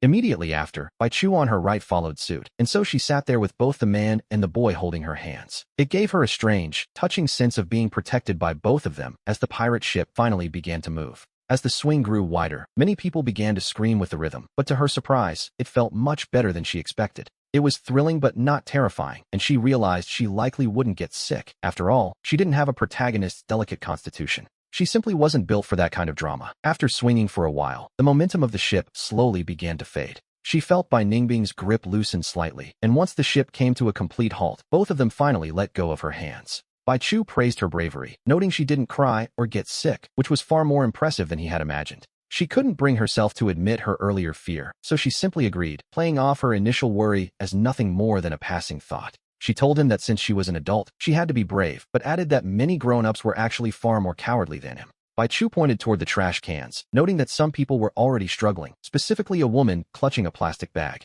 The woman was clearly having a miserable time, and as Xiaoyu followed the boy's gaze, she saw just how badly the poor stranger was vomiting. Surprisingly, the woman was quite beautiful. Even in such a state, she managed to maintain a certain level of grace and an unaffected temperament. As the staff gathered around to help, the woman briefly lifted her head, allowing Xiaoyu to catch a fleeting glimpse of her face. She felt a strange sense of familiarity, as if she had seen the beauty before, but she simply couldn't place where, not that she had much time to think. Bai Ningbing gently pushed Bai Chu's hand down, telling him not to point at others or judge people he didn't know in a firm, educational tone. Bai Chu immediately withdrew his hand and nodded obediently, while Bai Ningbing suggested they stop worrying about others and move on. It had been over 2 hours, so Xiaoyu opened Bai Chu's backpack and offered it to him, asking if he was hungry or thirsty. She gestured for him to pick something out while she took off the backpack she had been carrying to find a drink. She pulled out a bottle of children's milk and handed it to him, and the boy thanked her, suggesting she and his father should eat too. The idea of eating snacks in front of the dignified Bai Ningbing, or worse, asking him to join in, felt like a rather daunting challenge. As she hesitated, Bai Ningbing took both backpacks from her hands and simply asked her what she wanted to eat. She was pleasantly surprised that he didn't scold her, assuming that perhaps the holiday atmosphere had softened his usual strictness. Deciding to seize the opportunity, she quickly pulled out some biscuits, potato chips, and a bottle of cola. To be honest, she was craving junk food, and there was no stopping her. Bai Ningbing looked at her selection, but said nothing. However, just as Bai Chu tried to open his mouth to ask for some, a single sharp look from his father silenced him instantly. The boy's request for cola died before it could even be spoken, and as they walked, Xiaoyu noticed Bai Ningbing hadn't touched a single snack. She wondered if he was just being polite, so she asked if he wanted a bit, noting that snacks really weren't as bad as he might think. She even tried to justify it by mentioning that the additives were within safe limits, especially since he rarely ate such things anyway. She insisted that eating a little wouldn't hurt and that it wasn't as dramatic as he made it seem. He really should just try some. Bai Ningbing didn't offer a direct rejection, but his silence made his stance quite clear. Xiaoyu gave up and stuck to her own snacks, though she did have one more question. She asked if he wanted some water since she had brought mineral water, but he simply told her to buy a specific luxury brand next time. She could only sigh inwardly at the absurdity of it all. Even when the man was supposedly broke, he still insisted on drinking designer water. She wondered how much difference there could possibly be between a bottle that cost dozens of yuan and one that cost 2 or 3. After all, water is just water. After a short rest, we see the three of them heading toward the cinema area, as Baichu was eager to see a movie. Along the way, the boy chattered away nonstop, mentioning that they were supposed to see a movie during their last visit. But his parents had been in such a rush that they missed it. Now, he was determined to see if the cartoons here were any different. He felt that today was finally his chance to see what all the fuss was about. His classmates had claimed the movies here were much better, and he was genuinely curious to see if there was actually a noticeable difference. Xiaoyu shook her head inwardly, suspecting it was just a matter of perspective and that the boy was likely headed for a disappointment. That is the trouble with being a child who is far too clever. Nothing is ever a surprise when everything is so predictable. At first, Baichu was quite excited to go in, but after watching for a while, he lost interest entirely and dragged Xiaoyu and Bai Ningbing back out. Once outside, he couldn't stop complaining, pointing out that the movie was no different from the ones he usually watched. He felt cheated, having wasted so much anticipation on something that turned out to be completely ordinary. He was convinced his classmate had lied just to make him waste his time, and he fully intended to settle the score back at school. Xiaoyu tried to soften the blow, suggesting that perhaps the other children genuinely found it wonderful. It was a matter of personal taste, after all, and she secretly feared that if he confronted his friend, the answer would be simple. The friend would likely say that watching it with parents is what made it good, a realization that would surely sting. Baichu simply agreed. He concluded that some people just lacked standards and found anything impressive, only to be silenced when Bai Ningbing gave him a sharp tap on the head. Bai Ningbing told him to speak properly, as speaking ill of others behind their backs was quite rude. Baichu simply rubbed the back of his head where he'd been tapped. His expression of disdain vanished, though his eyes still held a strange glint. Xiaoyu, noticing this, asked him exactly what he was thinking. He replied that if his classmate thought such a movie was good, the poor boy likely hadn't seen anything of actual quality in his life. Xiaoyu watched him, utterly stunned. In less than 3 seconds, and despite the correction from Bai Ningbing, the boy had pivoted his strategy. It seemed the child was a natural at subtle manipulation. Worried about this development, she turned a stiff gaze toward Bai Ningbing. Bai Ningbing, however, seemed entirely unbothered, even patting Baichu's head with a hint of approval. It was a rather confusing parenting choice, to say the least. She wondered if raising a child this way was truly alright. The boy clearly knew that his words would make others look down on that classmate. He was effectively ensuring his friend would have no way to defend himself. To be honest, the whole thing felt entirely intentional. Baichu told Xiaoyu not to worry, claiming he was a kind student who loved his peers. She could only offer a forced smile as they finished their activities. Checking the time, we see it was already past 11. With noon approaching, she suggested they find something to eat. Even if they weren't starving, it was time for a proper meal rather than just snacks. Immediately, Baichu announced he wanted McDonald's. Xiaoyu could understand other children wanting fast food, but she was surprised that a boy raised on gourmet meals would crave it too. She felt a bit slighted, considering how much heart she put into her daily cooking, only for the little guy to choose a burger chain. She worried that Bai Ningbing might think she just threw random meals together whenever he wasn't home. Baichu argued that eating fine food didn't stop him from wanting a change of pace, begging his aunt to let him have it just this once. He insisted that a little junk food wouldn't make him sick and that it would make him very happy to have his way today. As Bai Ningbing stood there with his usual elegant and poised stature, Xiaoyu realized that Baichu was truly a bold soul. She certainly wouldn't have the nerve to grab the arm of a man like that and shake it playfully, but surprisingly, Bai Ningbing eventually agreed. As they headed off to find the golden arches, Bai Ningbing turned to ask her if she wanted that as well or preferred something else. She told him she didn't mind at all. In fact, it had been so long since she'd had fast food that she found herself quite looking forward to it. She figured she might as well take the opportunity to indulge her cravings alongside Bai Ningbing. After all, she had almost forgotten a previous promise she made to Baichu. The boy suddenly turned to her, asking if she still intended to check the prices of the items inside the park. It seemed he hadn't forgotten their little mission. Recalling that this was indeed the plan when they left the house, he immediately let go of their hands and dashed toward a nearby shop. Xiaoyu quickly followed behind him, worried that in such a massive crowd, the energetic boy might easily get lost if she lost sight of him for even a second. When Baichu finally emerged from the shop, his face was a mask of pure shock and disbelief. To him, the price of a single bottle of soda was staggering. He couldn't believe the price could double like that, claiming it defied all logic. But as we know, in the world of tourism, this is perfectly normal. Items at tourist attractions are always more expensive. For instance, a cob of roasted corn that usually costs 4 yuan might be priced much higher here. In these spots, that same corn can sell for 10 yuan. This happens because the business is a one-time deal. Once tourists leave, they rarely return a second time. Most people who buy food here are those who didn't bring their own. When hunger strikes, they rarely stop to worry about the inflated price tag. Since they can afford it, they simply buy it. Bai Ningbing added that there was also the matter of overhead costs that Xiaoyu had mentioned earlier. A single ear of corn isn't expensive on its own, and roasting it doesn't add much cost, but getting that corn into the park is another story entirely. Vendors must pay extra fees to the attractions management just to operate there. Naturally, these costs are passed directly onto the tourists. Because of this, the prices remain high. Bai Chu concluded that the owner of the tourist attraction must be the one making the real fortune. He reasoned that the owner only needs to build the site and hire managers to collect a massive amount of money from everyone involved.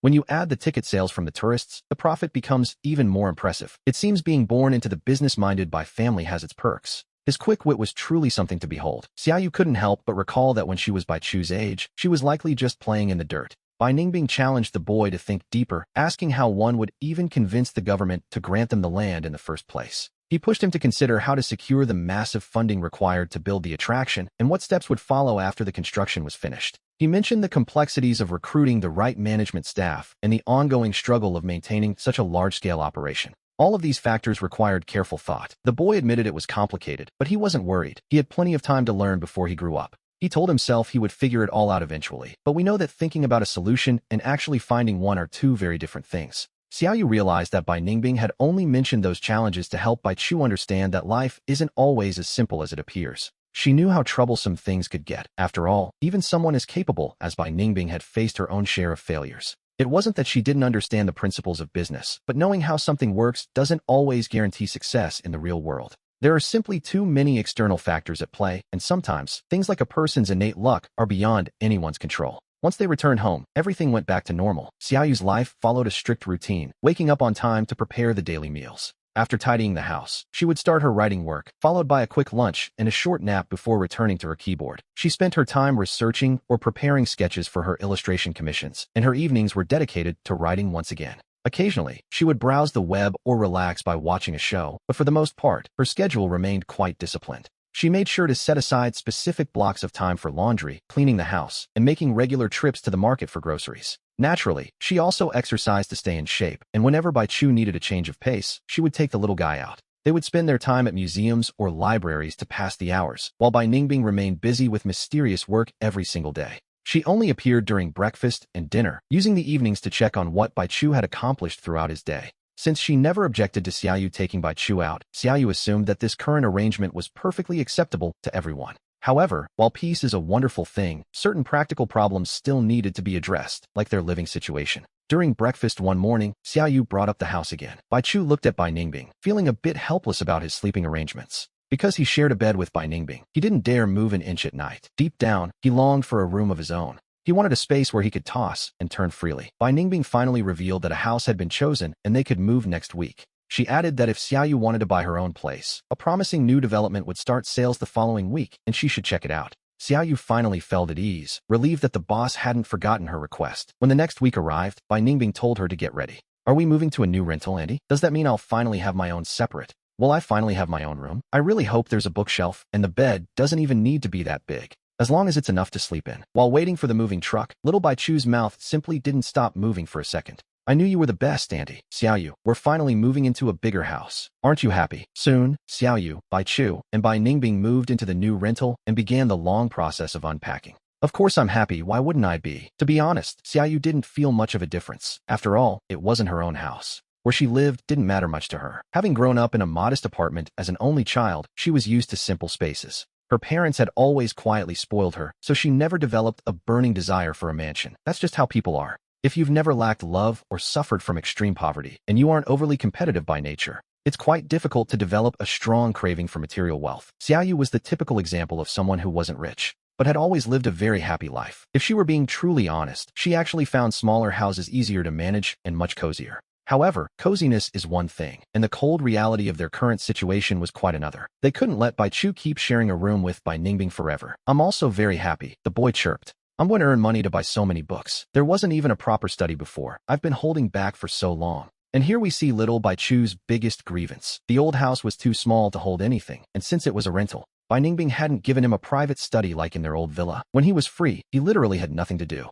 He had been forced to watch those childish cartoons and was nearly bored to death. Wait, I thought you liked those cartoons. Xiaoyu asked. So you actually love reading that much? I only watched those because there was absolutely nothing else to do, he insisted. I don't actually like those childish shows, but all the other kids in my class seem to love them. The school doctor had once told him that one can be smart, but unless you have the power to back it up, you should never distance yourself too far from the masses. Otherwise, when trouble arises, one will be ostracized. Goodness, a master is truly a master, and little Bai Chu is still so young. Yet the school doctor had already taught him such profound principles. Xiaoyu asked what else he had been told, and the boy replied that he was taught to treat everything as if it were exactly how it was meant to be. He realized he shouldn't have looked down on his classmates just because he was smart. Even if he felt that way deep down, he knew he should forget it. He had to learn the art of social camouflage, it seems. He even practiced self-hypnosis to convince himself his classmates were great. If Xiaoyu had been drinking tea at that moment, she felt she would have spat it out in shock. It's quite something to realize a primary schooler was being taught such heavy life lessons. She couldn't help but feel like a complete fool in comparison. After all, she hadn't realized these truths until she was in high school.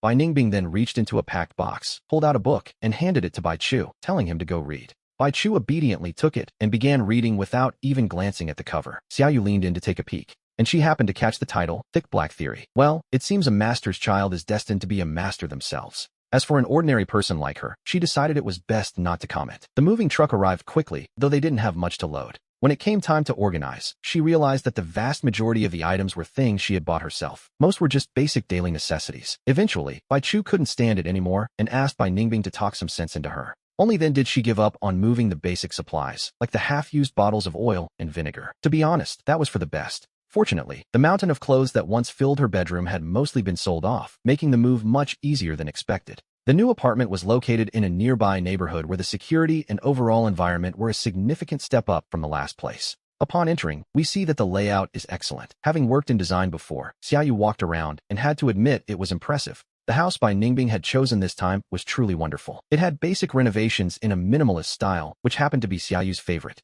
The black, white, and gray palette was timeless and easy on the eyes, and even the pre-purchased furniture matched perfectly. The best part, however, was the swing on the balcony. It perfectly fulfilled her long-held wish of having a place to swing while reading. The new house was a vast improvement over the last one, and she loved it. Bai Ningbing, with his long strides, walked around directing the movers to place everything in its proper spot. He glanced at the two satisfied faces, one big and one small, and for a brief moment, his gaze softened before he went back to supervising. About an hour later, the movers finished their work and left. Xiaoyu pulled some pre-prepared towels from a bag and waved them toward the others. She announced it was time to start working on their new home. She would wipe the tables and sweep, leaving the rest to him. He agreed that the windows and mopping were his responsibility. But then, a voice asked, "What about me?" This caught the two of them off guard. Little Bai Chu looked up and asked if his auntie really expected him to work too. Xiaoyu quickly told him it wasn't necessary, as she and the boy could handle everything themselves. To be honest, she couldn't even imagine letting a man like Bai Ningbing do manual labor. The very thought felt wrong. She insisted they could finish it and suggested he go do his own thing. After all this time, she had never seen the great boss Bai handle chores. Seeing him do such menial work, she felt, would only fill her with guilt. However, he simply glanced at the balcony glass that reached the ceiling. He decided on a task for himself and, without waiting for an answer, took the other towel right out of her hand. When their fingers accidentally brushed against each other, she instinctively shivered. He noticed and asked if she was cold. She stammered that she was fine, blaming it on a lack of water and a bit of internal heat. It was a weak excuse. She told herself it certainly wasn't because of his touch. He wasn't made of glass, and neither was she. He dryly remarked that she should just eat fewer snacks. It was a verbal jab that went straight to her heart. Seeing her face darken, little Bai Chu made sure Bai Ningbing wasn't watching and scurried off toward the bedroom. He feared his auntie might vent her frustration on him next. She tried to protest that she didn't eat that many snacks, but Bai Ningbing simply turned his back to her, noting that since the trash was changed daily, there shouldn't be much to clean. Xiaoyu slapped the back of her left hand with her right, wondering how she could have forgotten such a detail. The great boss Bai was always so busy, leaving early and returning late, or spending his entire day in the bedroom. How on earth did he find the time to monitor the trash bags in the living room? She told herself to eat fewer snacks and get to work. Meanwhile, in the bedroom, little Bai Chu was busy wiping the nightstand, completely unaware of what Xiaoyu was thinking. She had decided to cut back on his snacks because of his uncle's comments. Had he known, he might not have vanished so quickly. After more than an hour of hard work, the house was finally in order. This time included several moments where Xiaoyu pretended to sweep just so she could quietly watch Bai Ningbing's back. She would never admit her true plan, of course. She intended to write a man like Bai Ningbing into her news novels as a bit of revenge for his comments about her snacking. Using a real-life, overbearing CEO like him as a protagonist would certainly be a hit with her readers. She decided to leave out the part about him going bankrupt, as that might ruin the fantasy. If she wrote him based on his status before the downfall, it would be realistic and popular. Xiaoyu was lost in thought. Little Bai Chu whispered that her gaze toward his uncle was strange, but added that he understood and was sure his uncle wouldn't mind. He noted that since they were a couple, there was no need to be shy. It was only natural for her to like his uncle.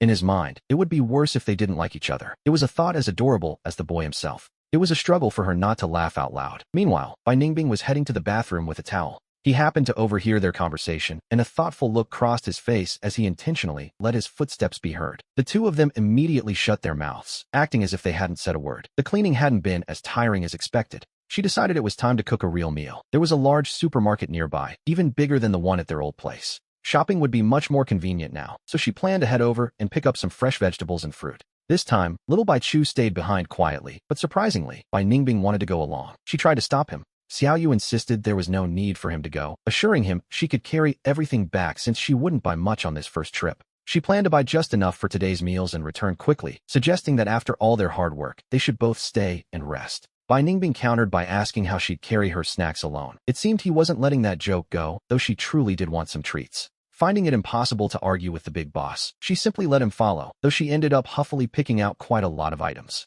The two of them returned lugging 3 large bags. Seeing a man like him carrying groceries felt a bit wrong, but he had brought it on himself. That first night, the 3 of them slept soundly, though Bai Ningbing remained silent about the fact that little Bai Chu was sleeping right beside Xiao Yu. To be honest, she felt a bit uneasy herself. Having had her own room since childhood, she wasn't used to sharing her sleeping space with anyone. Even though Bai Chu was well-behaved and didn't move much, having someone in her personal territory made her restless after her long day of work. She didn't feel exhausted, but her body knew better. As soon as she finished washing up and closed her eyes, she fell into a deep, peaceful sleep. She slept straight through until the next morning, and little Bai Chu fared even better, having the luxury of a whole bed to himself. He could toss and turn however he liked, enjoying the space with a look of pure, blissful satisfaction. The next day, it was time for Xiao Yu to go look at houses, specifically the one she had been planning to buy for what felt like forever. She was finally going to have a nest of her own in this world. While Bai Ningbing was kind and Bai Chu was adorable, she still felt like a guest. Even though their relationships were close and she considered them her friends, she still lacked a true sense of belonging in this strange world.